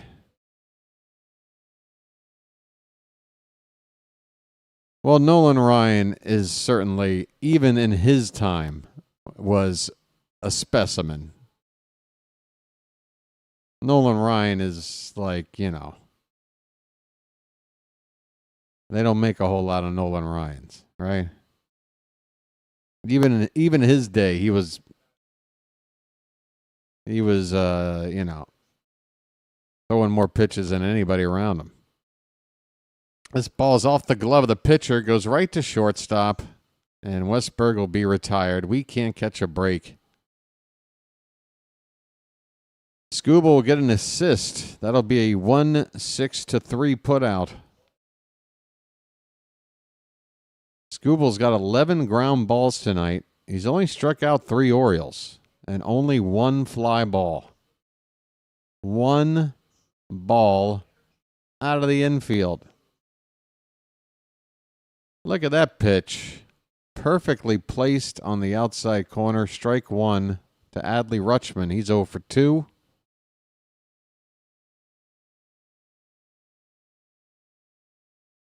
And a foul ball makes it 0-2. I missed the phone message machine where you get back to someone within a week, you're good. Now if you don't answer back within 15 minutes, you're considered MIA. Yeah, that's why, it's so weird. The whole, the metamorphosis that has happened to the phone. This pitch is fouled away off to the right. For whatever reason, folks, I don't know why. I guess I just had the instincts to know better. But like when the smartphone first came out and the iPhone, I remember I was hanging out with some friends that worked with me at the 930 Club. We were actually having a fantasy football draft. I remember we're all sitting around. And one of the guys in the league there, he whips out a fancy iPhone. Nope. It's brand new. It's the first iPhone. And he's just basically giving us like a 30-minute TED Talk about how great it is to have this thing. And I was just sitting there going, all right, well, I'm not that interested. I got a laptop already. I don't really feel the need to look up something on the internet when I'm going out and doing stuff. I think I'm good. Swing and a miss. Rutschman strikes out on a tough pitch from Skubal. 2 down. Folks, somebody get this jerk off the mound. We don't have a chance.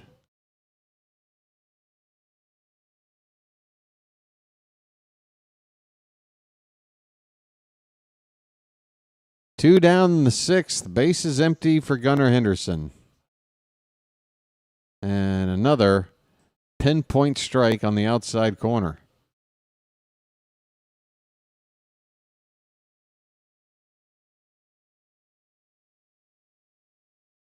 Look at, man, oh man. You cannot walk up there and place it like pinning a tail on the donkey any better than Skubal's hitting corners. Just hitting corners.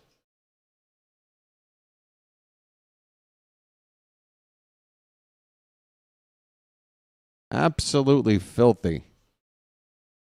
Gunner's 0-2 pitch. An excuse me check swing roller to third, and Gunner's retired. You should have watched Gunner's amazement if you aren't watching along.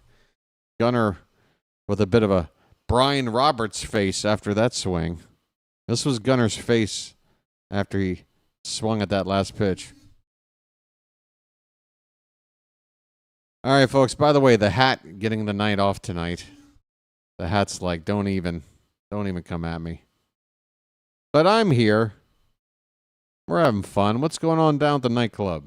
Hey, everybody, we're all going to get laid. Oh. Well, I mean, first I need to Where's your from? get on the dance floor. Baltimore. What? Baltimore. Baltimore? What's that? Look, it doesn't really matter, all right?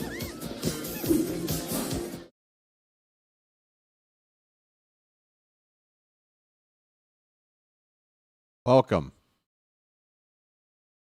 Folks, every good 80s music video needs a smoke machine, right?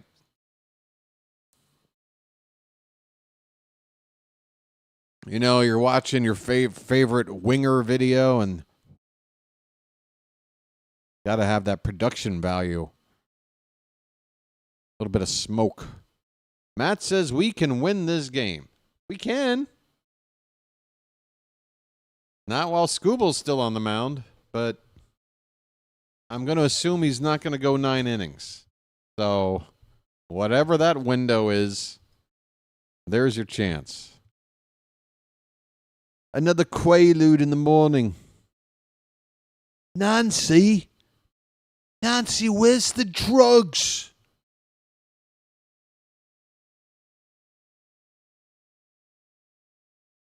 Hey, by the way, I've also realized that part of the reason why my channel in its second season has seen a downturn from the YouTube algorithm might have something to do with the fact that it's become a lot more of an adult channel than the first season.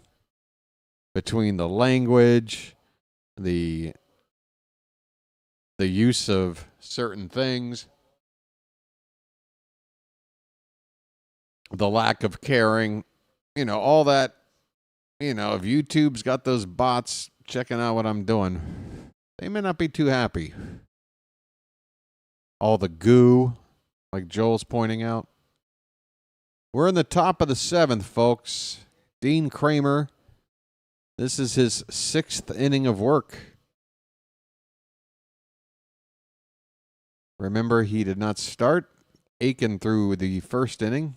0-2 pitch to Meadows is in the dirt. Meadows hit that 3-run homer his last time up, and that, pretty obvious to say, is the big hit of the game. 3-run homer by Meadows, the number 9 hitter. You take that out of the equation, it's a 1-0 Tiger lead, and you feel like we've got a decent chance to scrape something. Here's a swing and a miss. Got another strikeout here for Dino.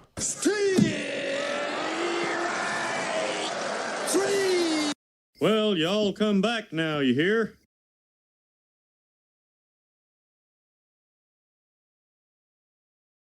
Here's a fly ball fouled away by...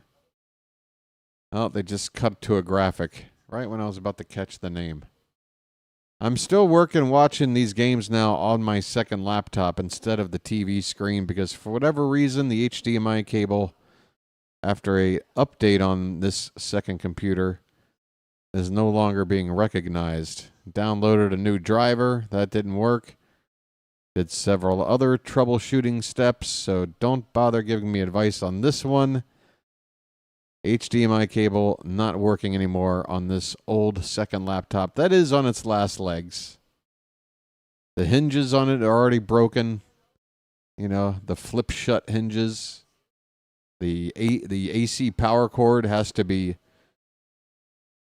propped up in such a way in order for the connection to touch. It is absolutely on its last. You folks should see the setup I have over here. It looks like, it looks like the area Wilford Brimley was making a spaceship in The Thing. All right. Just a 43-year-old reference. Sorry. 1-1 the count on Gleyber Torres, and a ball hit up in the air to left. Carlson will make the catch, and the inning is over. It is 7th inning stretch time here at the ballpark, folks. We haven't had much to celebrate or get excited about tonight, but we do have our traditions. I almost forgot it last night. But then again, we won last night. Maybe almost forgetting is the right thing to do. I should just keep doing everything that I did last night. Well, I did roast a certain channel last night a bunch. Could I do that again? Because I've got material. I'll think about it. Until then, folks, it's time to throw some cakes on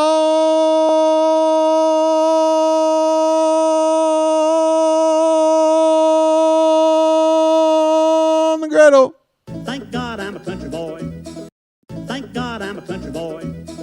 Thank God I'm a country boy. Thank God I'm a country boy. All right, folks, it's been a minute. Time to encourage some of you out there to hit that like button. Come on. I know it doesn't look good, but it should be a scoreline you're staring at right now that you should have been braced for. You should have been braced for this. So let's not lose our minds. Okay? Angels are coming to town tomorrow. We need to sweep them. Can we? I don't know. The Angels actually somehow coming into today's play, second place in the AL West. They what? So we may have the misfortune of catching them while they're hot. Not to mention the fact that 2 of their 3 probable starters for this series are southpaws. And we have not done so well against those. All that to say, folks, please, if you're here watching right now, tap the thumbs up at the bottom of your screen. It's called a like button. It helps the channel. It takes a moment of your time. And me and the rest of Charm City Chat really appreciate it. Right, rest of Charm City Chat? That's always willing to help encourage these sorts of things to help the channel grow and survive. Right, Charm City Chat? Hello? Every time I do this, anybody want to pitch in and... Hello? Slater, thumbs up. Great. That'll convince all those non-subbers out there, Slater.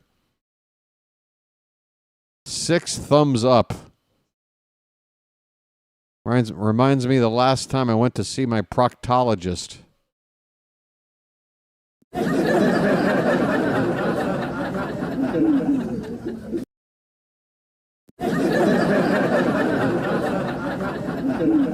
One, two, the count to Ramon Laureano.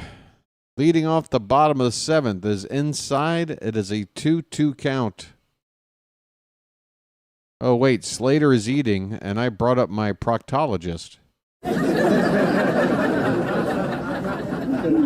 That pitch is a little bit low, and we've got a full count.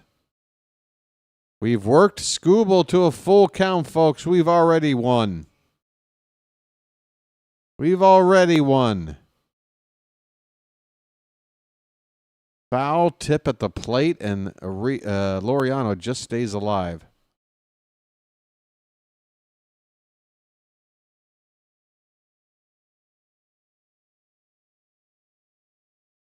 Out.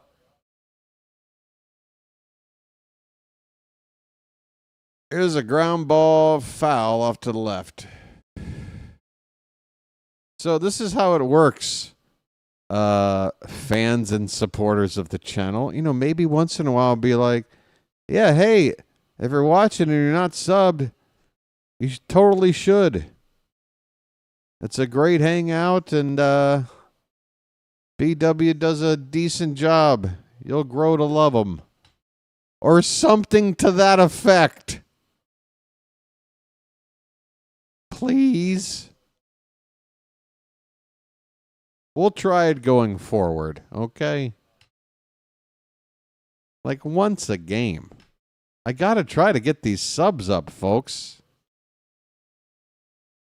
It is creeping along. I don't want to sit here and make it the focal point of the stream right now, but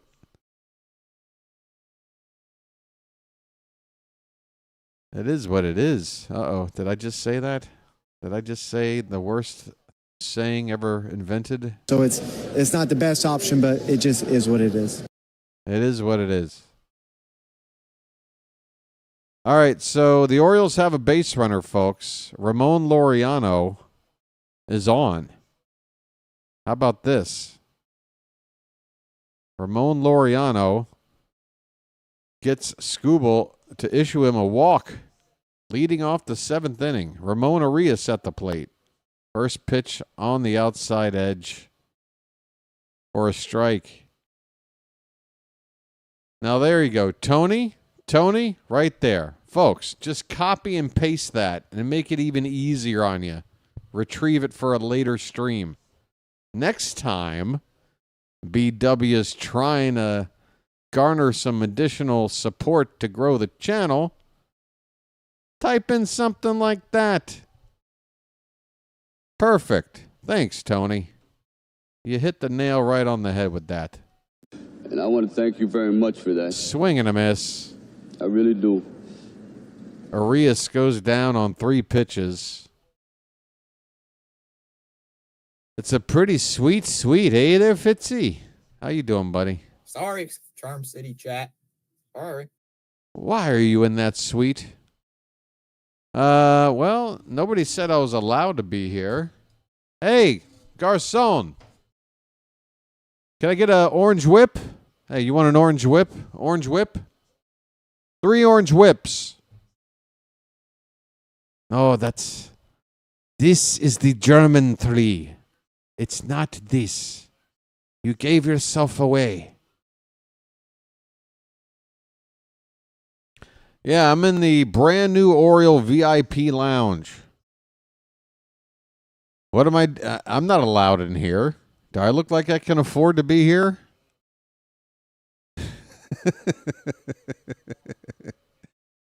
Two down. Here's Kobe Mayo. First pitch is a strike. Skubal has just hit the 95 pitch mark. So, looks like we'll get 2 innings at the plate without him. Swing and a miss. Mayo chases a changeup that drops out of the zone. The count is 0-2. 86 viewers, 86 likes. Solid ratio. Well, Slater, the problem is a lot of people left after it went to 4-0 Detroit, knowing the circumstances. So the key was to get a lot of those folks to tap that old button early. 1-2 the count on Mayo. And Skubal steps off the rubber.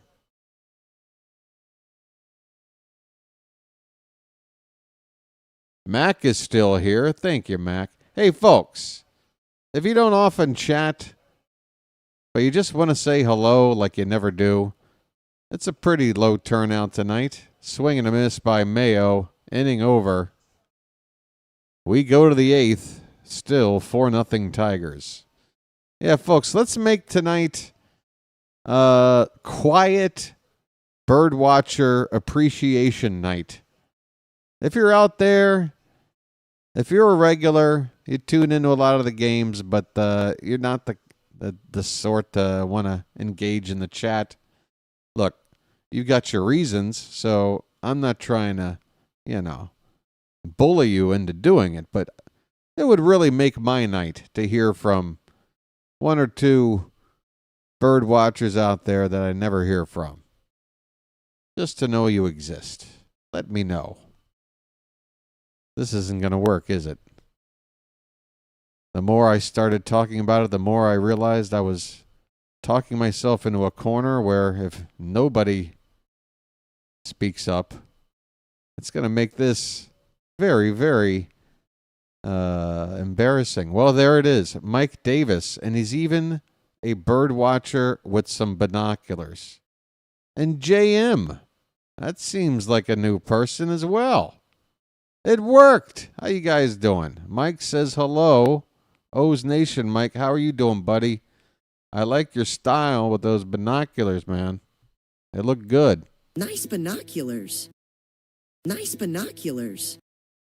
Nice binoculars. JM, you from Canada? Baltimore sucks, eh? On a given night, I'm not sure any team facing Skubal, that's the night to pick to claim that team sucks, no matter what their record is. We're facing Skubal. We're not going to look good. Who does? But point well taken, JM. Thanks for being here. We got NDJ5775. And he, she, or whatever it may be, just wants to say we exist, and thank you. That's precisely what I'm talking about. I'm happy that you do. I'm happy that you watch. And again, no pressure to suddenly become a regular chatter if that's not your deal. It's not everybody's deal. 1-1 the count right now on Riley Green. Dean Kremer is pitching in his 7th inning of work. Well, I don't mind it. The pitch count says he can pitch a little more, and I just don't see us coming back in this game. We've got an Angels series coming up. I want the bullpen fresh. I want to make sure we win that series. Kramer's got a 2-2 count on Green. I mean, Dino's just had the one bad inning, and that one pitch to Meadows, if you take that away, it's a big if, but if you take that one pitch away to a number 9 batter, we're still looking at a 1-0 ball game here. Here's Daddy saying, I'm a Detroit-born NBA game? What? NBA gamer, maybe? I don't know. You like the Pistons, I'm going to assume. Tuning in to cheer for the Orioles. You have them on 2 big parlays. All right, well, Daddy, that's your thing. I appreciate that, that's something you don't spend your time chatting about frequently. We don't really like to turn this into the let's talk about our parlays chat. This could be a double play ball. It will be. Spencer Torkelson hits a ball to Westberg, and he turns a 5-4-3 double play.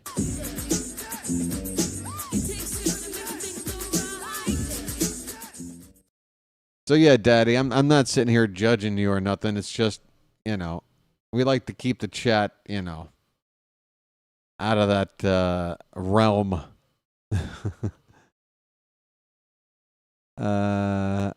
Here is Kerry Carpenter. You're not the only one that does it, that tunes in. Don't get me, don't misunderstand me. By the way, let's go over here. There's too much me. I'm looking at the monitor. I'm forgetting where the scoreboard is. Here's a ground ball foul to the right by Kerry Carpenter. 2 down, nobody on for the Tigers. Still a 4-0 ball game. All the damage done back in the top of the 4th. 2 home runs, a solo shot, and a 3-run homer. That's been it. Otherwise, the Orioles have done nothing, and the Tigers have done nothing. 1-2 the count on Carpenter after a pitch up. Shadow Realm. Oh, Rachel. So Rachel's another lurker in the Shadow Realm. How you doing, Rachel? Thanks for speaking up. It's not so bad, is it, folks?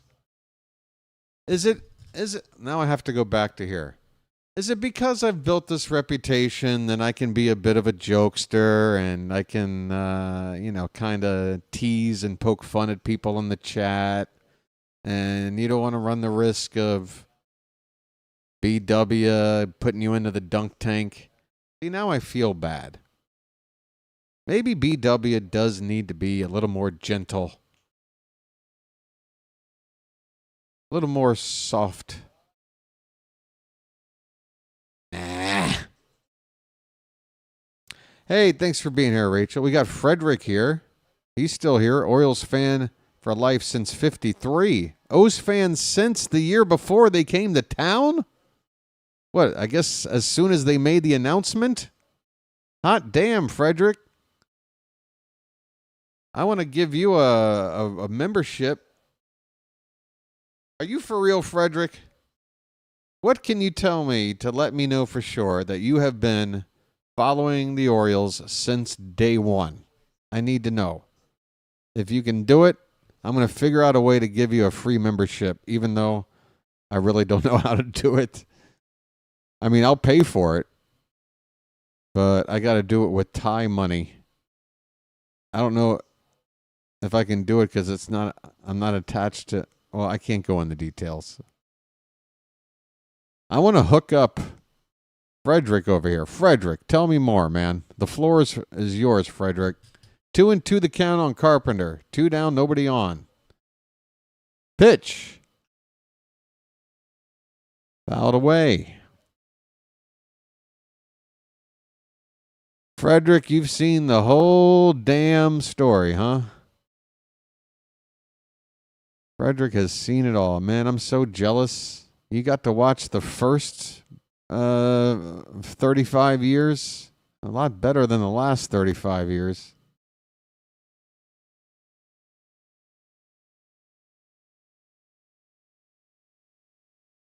That's the other crazy thing for me, folks, because for me, you think he's joking?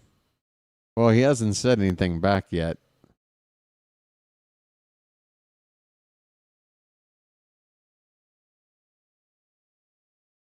Swing and a miss. Dean Kremer gets a strikeout. Might be his final batter of the day. And once again, just a reminder, yeah, he had a bad inning, and yeah, one really bad pitch. I mean, the pitch itself wasn't extremely bad, but the result was a backbreaker. Otherwise, I still say Dino's a pretty solid middle to back end of a rotation guy. I got no qualms with him. It's just too bad because that 3-run homer, you take that away, you got a 1-0 ball game, which is kind of what you would expect going up against Skubal, trying to hang in there, and then if he's coming out of the game right now, it's a 2-inning game. You got to outscore your team by a run. And that's your game in a nutshell. But now you're down 4. It's just a lot to ask. But the Orioles did put up a huge 8th inning last night, folks. Let's not have short-term memories. I smoke a lot of pot, so I have an excuse. But last night, we did turn on the Jets once they went to a particular arm, Bo Brisky. I was with my father selling peanuts on 33rd Street. All right, Frederick, you've convinced me. How do I hook this man up? Go to channel. Oh, do you have a channel? Do you have your own channel, Frederick? Because when I click on your name, that's an option. We're in a timeout, by the way.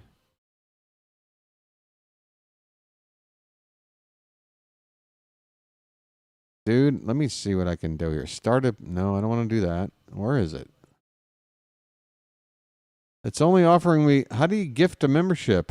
I want to do it, but I can only do it once a month.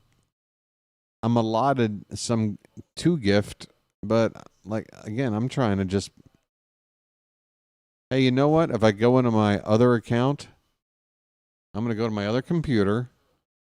I do have another YouTube channel. I'll go to that channel and try to do this. That's how committed I am to hooking up Frederick for being a Baltimore fan since day one. I want to hear stories from Frederick.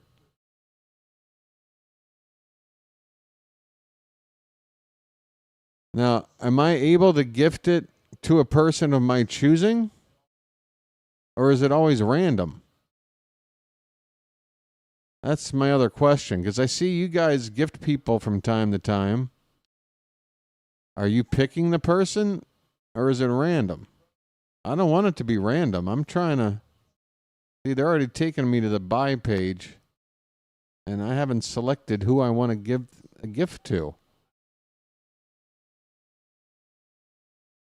They don't have that option on YouTube? Are you serious? You can do that on Twitch. Why wouldn't he have the option to... Uh-oh, wait a minute. What happened? Holy cow, Dylan Carlson, bye-bye birdie, and the Orioles are on the board. It's not a shutout, and Carlson has somehow gone 3 for 3. What the hell just happened? Well, Skubal's out of the game. It's magic, you know. It's magic. On a magic carpet ride. On a magic carpet ride. Folks, first batter with Skubal out of the ball game goes yard. How about them apples? All right, enough about, hey, Frederick, you're the best, but for now, I can't help you. We got to lock in on this game here. Colton Cowser's up. Get those cows up in the chat.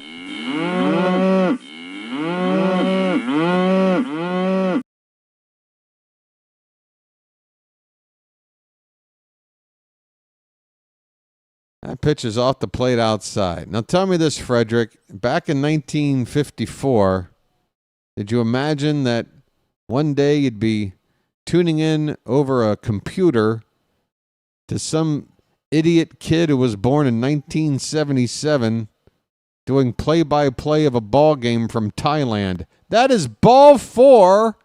Colton Cowser, take your base. I'm walking here. I'm walking here. Hey, thanks, Froggy. I already refreshed it on my own recognizance or whatever it is. But thanks for the reminder. I'm walking here. I'm walking here.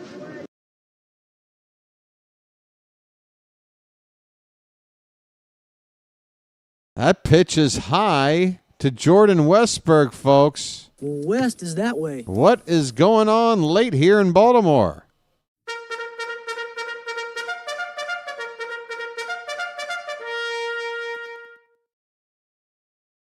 The 1-0. Called a strike, and that pitch looked off the plate. Blue. Why don't you wake up and smell what you shoveling? What are you doing, Blue? Why don't you wake up and smell what you shoveling? Don't make me go get the bee bag, Blue. We're cooking right now. Don't get out of the kitchen. Ground ball right to short. It's a tailor-made twin killing. But the trail runner is safe. The ball dropped at first base. It's not a twin killing, folks. Just the one out. A runner still on base. And a chance to still rally here. Come on. Orioles magic. Westberg takes over at first on a fielder's choice. And here's Adley Rutschman. Let the clutch out gently, okay? Bottom of the zone with a changeup for a called strike. Tommy Canley on the mound, if I had failed to already tell you. Canley's made one appearance in this series already. This pitch is outside, 1-1. Folks.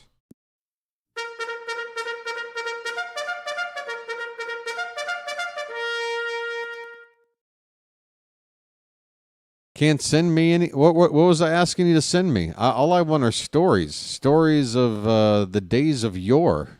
You don't have to send me anything, Frederick. I was trying to send you a membership as a way of a token of gratitude for your service time as an Orioles fan. 70-something years. You're 71. It is now 1-2 after a swing and a miss by Rutschman.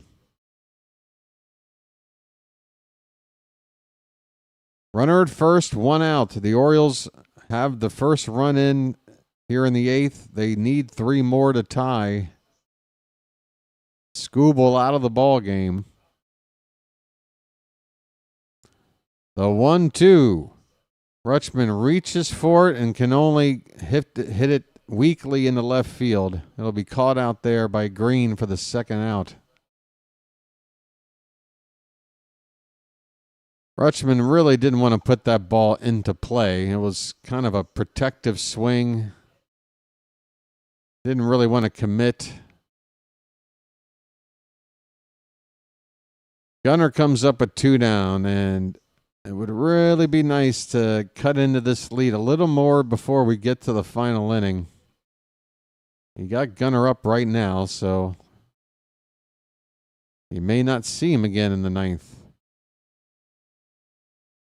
You want to see him do something right here. Extra base hit to score 1, or a big hit to drive himself in 2. 1-0 on Gunnar. Pitch. That one is fouled at the plate. Bounces in front of the plate. 1 ball, 1 strike. His name's Gunnar and he's dating my mom.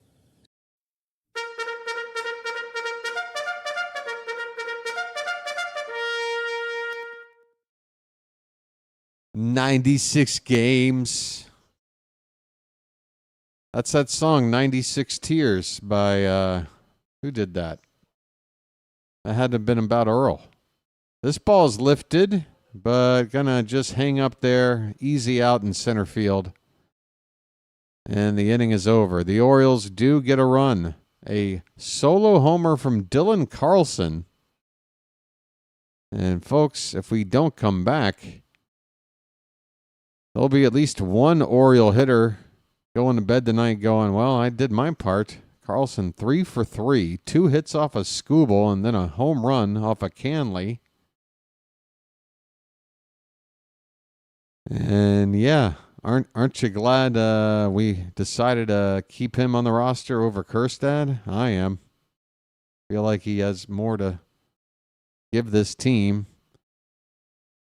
Now, the only reason I'm saying it now is because I'm on the record as having said it before a night like tonight, where he's gone 3 for 3 with a homer. Obviously, it's easy to say now. Whole point is that BW makes these calls early. Early. I'll say it again. Let me say it again.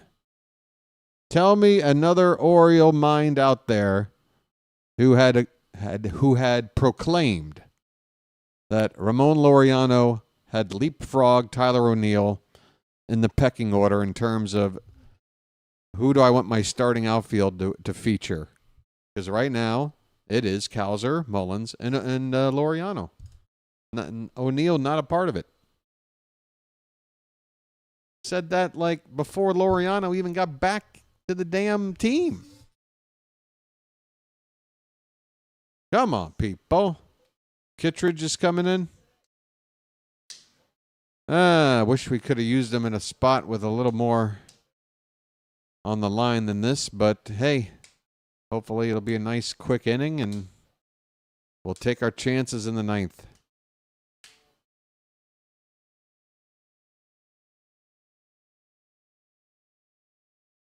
Yeah, I'm not anti Kjerstad. I'm not even anti-O'Neill, all right? It's just, look, the injury track record with O'Neill has shown to be just something that was known beforehand, and now we got this guy on a 3-year deal. It's just really frustrating with O'Neill. But, you know, the Orioles knew what they were buying. Kittredge is in. First pitch is a strike to Dylan Dingler.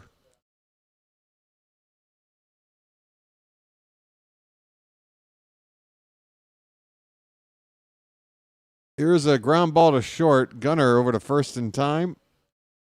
And there is one down. Kittredge gets an out on 2 pitches. BW finishes up his special lucky. Peanuts were 75 cents a bag, and I was going to send you a financial... Oh, but my phone won't let me. I was born 1949. So, okay, so you were 5 years old when they came... So, wow. Wow. And it's great because you're very young, and as soon as a team becomes like really good, now you're like a teenager, and you get to spend your teen years and young adult years during the glory days. And now you've been through the whole damn thing. Wow. I'm jealous, Frederick. I am jealous. Why did I have to start my love affair in 1988? It's not fair.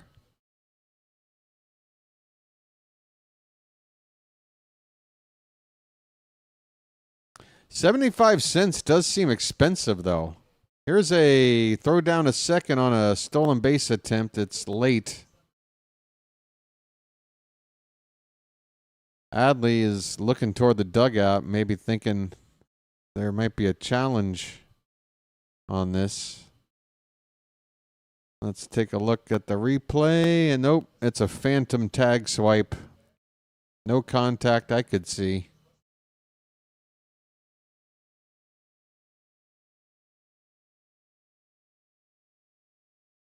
Runner at second for the Tigers now. One out in the inning, top of the ninth. Javier Baez at the plate. He's already gone 2 for 3.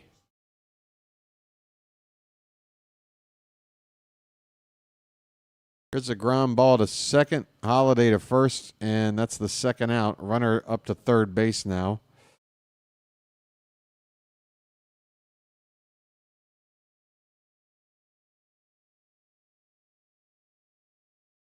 Two down the top of the ninth for the Tigers. Runner at third.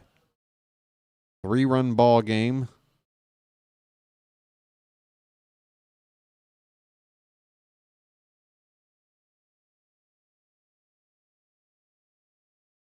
First pitch to Meadows is at the bottom of the zone, a called strike on a fastball.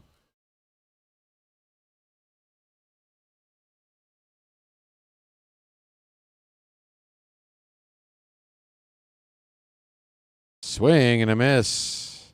Nice movement on a sinker there by Kittredge. It looked like the same pitch out of his hand as the first, and then dipped down and away from the left-handed batter. Went back to another. Oh, that was a slider. Okay, that one broke inward on the lefty. It was low, though. The count 1-2.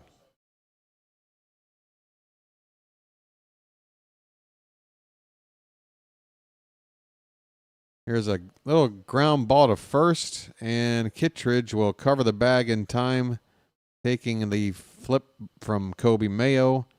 The inning is over, so Kittredge, a clean inning.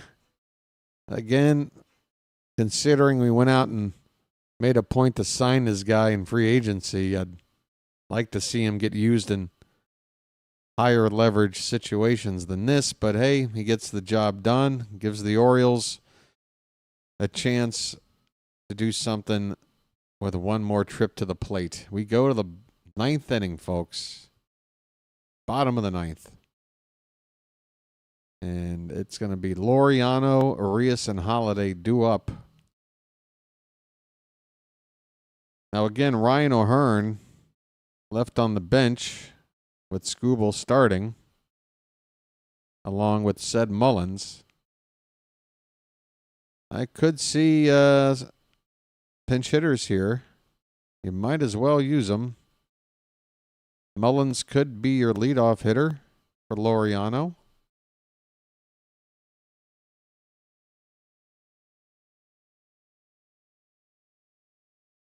Looking a bit later in the inning, Kobe Mayo is due up after Holiday, so you're going to have to get a fourth batter up in all likelihood. So I would probably save O'Hearn for that spot. Laureano 0 for 2 tonight. And yeah, that's probably what I would do. I would go with Mullins leading off in a pinch hit. Arias hits, Holiday hits, and hopefully the inning will continue, and then use O'Hearn when Mayo is due up.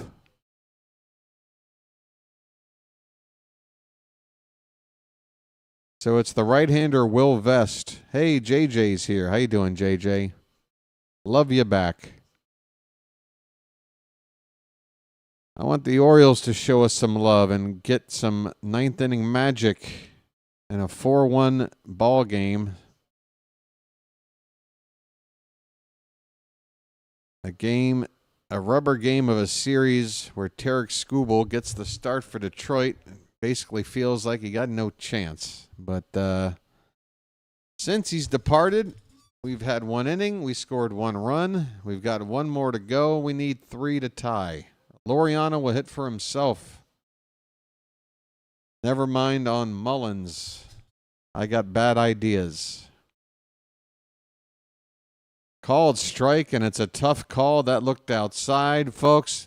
Grab the ump. Grab him right now and hold him down. Get him by the legs.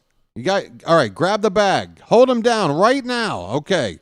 There, take it. Not the beast! That's it, yeah. Yeah, take it. Oh, your eyes. Oh, do your eyes hurt? Do your eyes hurt, Blue? Like you're using them anyway? You bum. It was outside. It's 0-2 on Laureano. That pitch is a foot off the plate. Thanks for calling that right. 1 ball, 2 strikes.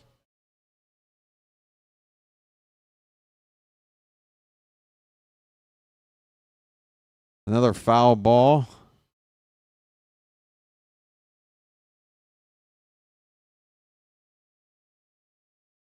Will Vest.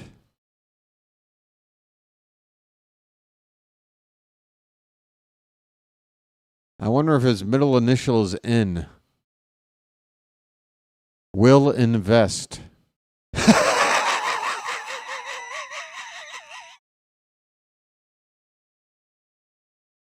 Will invest in what?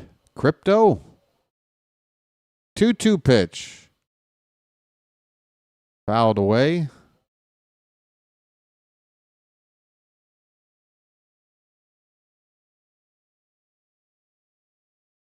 BW's got jokes. Pete Crow Armstrong went deep. He's mid. He's so mid. Here's a foul at the plate by Laureano. He stays alive, still 2-2, leading off the bottom of the 9th. Orioles need a couple of base runners to make it interesting. Otherwise, they're going to lose their 40th game of the season. Swung on and fouled away. Laureano is hanging tough. Tigers will head back home and host the Reds after this. We will stay here and invite the Angels.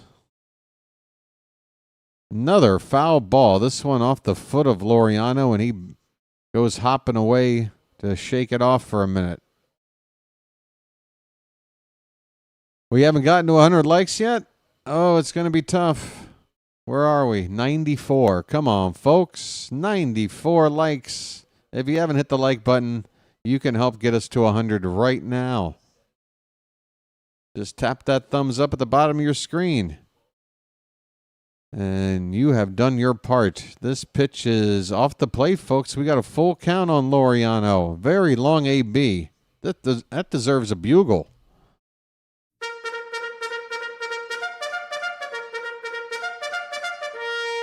Here's a slow roller to short, and just in time. By the way, folks, are you seeing my scoreboard at the very top, like, flashing at all? Because I'm seeing it on my monitor. It looks like it could cause an epileptic seizure. Anybody seeing that? No? Okay. Like just now. Nobody saw that. I just saw, like, it flash, and there was, like, white text. Like it was another part of the website. Did you just see it, Joel? What was that? Has it been really? Oh, yeah, see, it just did it again. So what the hell is that? I got the hot flashes. Ah, crap. Ryan O'Hearn is up to pinch hit now. Okay. I guess I got this part. I didn't get this part right. But O'Hearn's up to turn and burn, folks. He's now got a 1-2 count after a foul ball. Fight's on. Let's turn and burn. 1 out, nobody on in the bottom of the ninth. The Orioles lost game 1. They really needed to win that one. It really would have made losing this pretty easy to swallow. O'Hearn, swing and a miss. He was nowhere near this pitch. Nowhere near. 2 down in the ninth. Still nobody on base. You've never seen it miss this house and miss that house and then come after you. There's a called strike. Hey, folks, not for nothing, but, if anybody wanted to send in a super chat tonight, you would be the one person to do it. And by doing it, if it were to say to be $5, you're basically doubling the revenue I've generated for calling this game. So if anybody's got a heart, and by a heart I mean $5 to spare, send a super chat. Tell me how you're feeling, and let's salvage this game, because yesterday's game was a $5 game. This is going to be another $5 game. It's getting tough out here, folks. And look, it don't even have to be super chat. Gift somebody a membership. We'll call it even. Give somebody else something. Don't even give it to me. Who's feeling generous tonight, folks? 2 down in the ninth. Jackson Holiday at the plate. Swing and a miss on an 0-2 pitch. And this ball game is over. The Tigers come to town with the best record in baseball. The Mets eclipsed them coming into today's play by half a game. But Detroit with the win tonight, they certainly still have the best record in the American League and are just marching along in their season, looking bound for October. Meanwhile, the Orioles, well, this is why we needed those games in Sacramento so bad. Looking ahead at the schedule, knowing these guys are coming up, knowing that losing 2 out of 3 was probably the most likely scenario. You wanted to, grab those wins when they mattered against teams you should beat, like the A's. So many games to play, and yet when you break them up game to game and you analyze, sometimes you look and you just go, man, if we could have just won this game. Maybe when we look back at the end of the season, we'll probably say, yep, one of those games in Oakland. Oh, I did it again. One of those games out west where the A's play probably should have won one, and we didn't. Final score, the Tigers 4, the Orioles 1. The Orioles dropped to 27-40. That's 13 games under 500. And holy cow, folks, ask and ye shall receive. Message for you, son. And I want to thank you very much for that.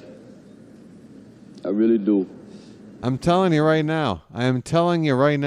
You just doubled BW's, you just doubled it. You just doubled the whole night.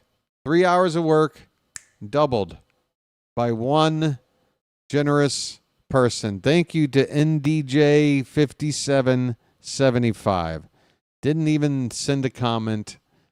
Just sent $10 along to help out and keep the channel going. Folks, I know I look like I'm living in the lap of luxury, me being in the brand new Orioles VIP lounge.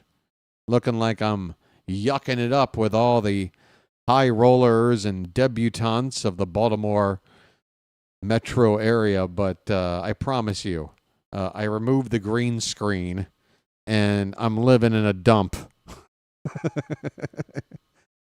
That is an Orioles poster. That is a broom. That is a wall. Okay?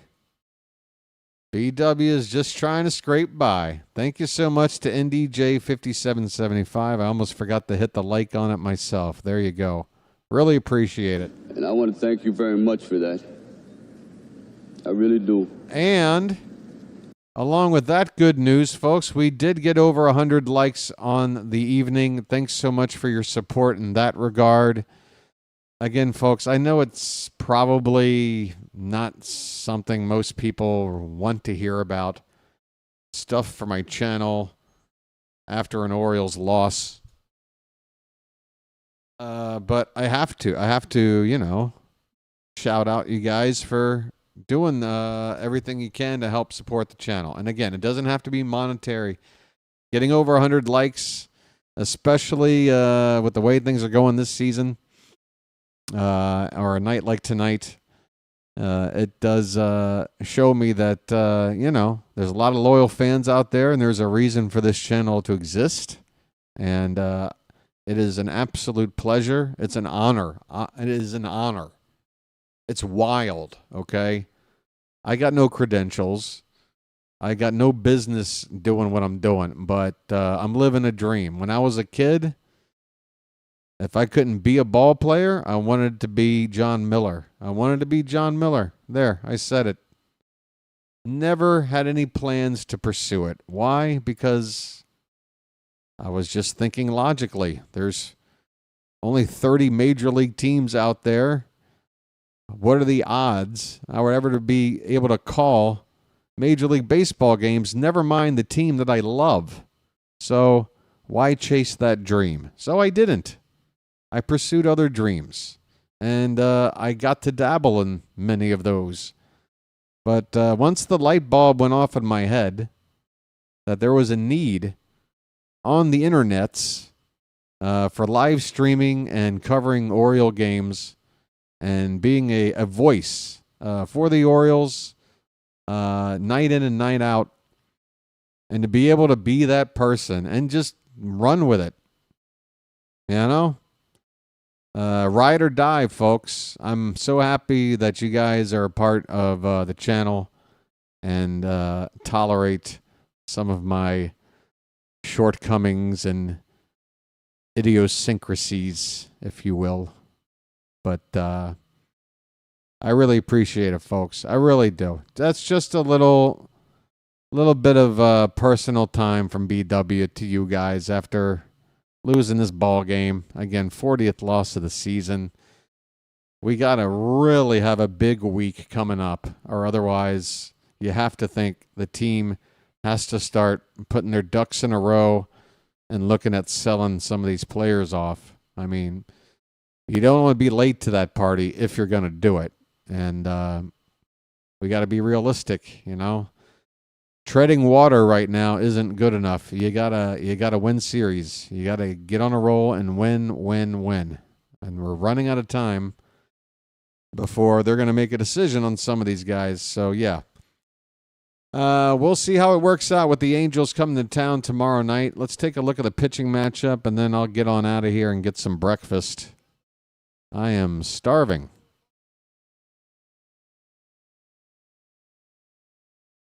Looks like there's a rain delay in the Yankee game with the Royals. Scoreless game in the 6th, in case anybody cared.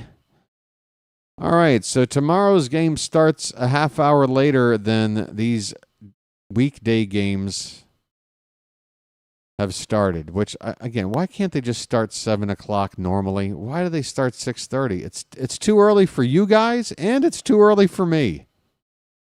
We live on opposite sides of the planet, and it's too early for both of us. Why do they do it? You already have shortened the game, thanks to the pitch clock and what have you. Do we have to all be home in bed by 9:30? Is that the deal? Anyway, tomorrow night, folks, Charlie Morton is going to try and bounce back after his first dud on the mound since rejoining the rotation.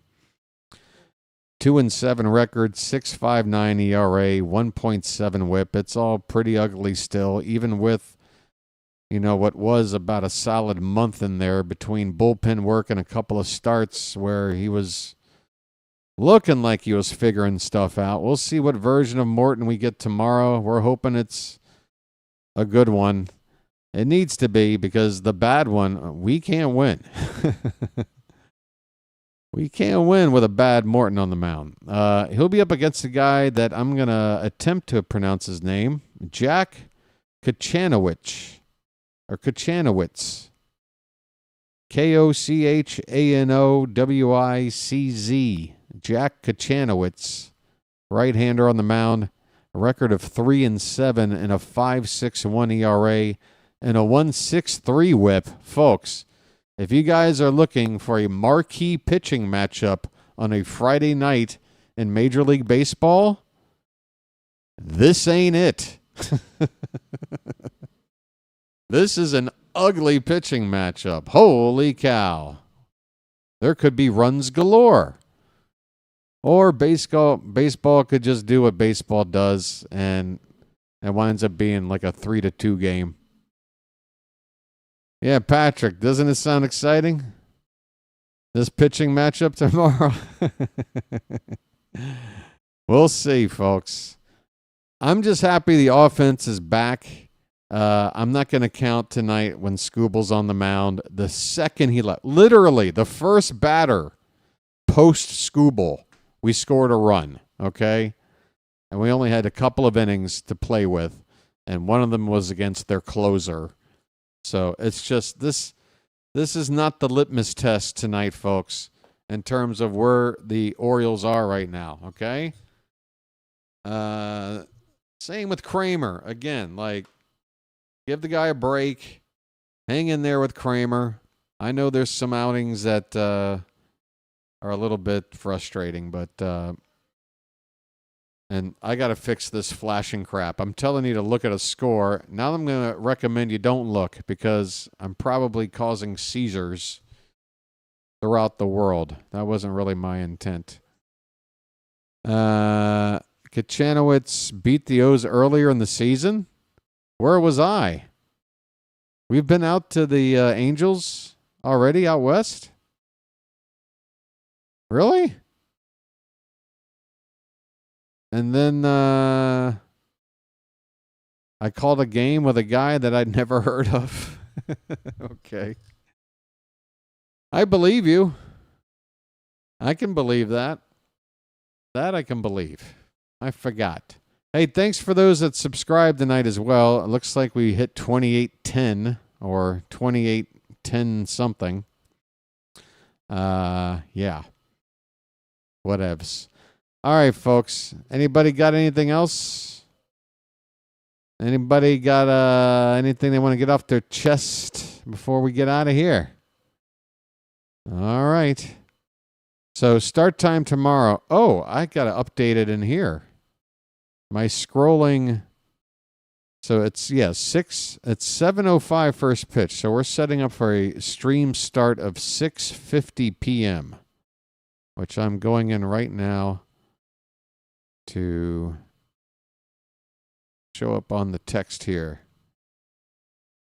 And the pitching matchup again is Morton versus Kochanowicz. I can remember that. I'm going in the type. I can remember that.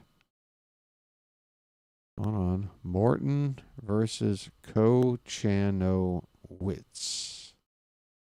versus the Angels. All right. Everything is ready to go. I just got to hope that whatever that flashing crap on the scoreboard is some kind of glitch that won't be around tomorrow. Otherwise, until tomorrow, folks, I hope you will return again at 6:50 p.m. for Orioles, Angels, and Charlie Morton on the mound. I mean, who knows what the hell to expect from this game. It ought to be fun. I'll make it fun. All right. That's my job and that's my promise. I'm going to make it fun. Thanks, everybody. The hat, are you around? Where's the hat? Wow, the hat isn't even around. The hat isn't even around. No wonder we couldn't win tonight. Come on back tomorrow night, folks. Until then, this has been the Birdwatcher. The hat is somewhere else, and we will chirp at you later.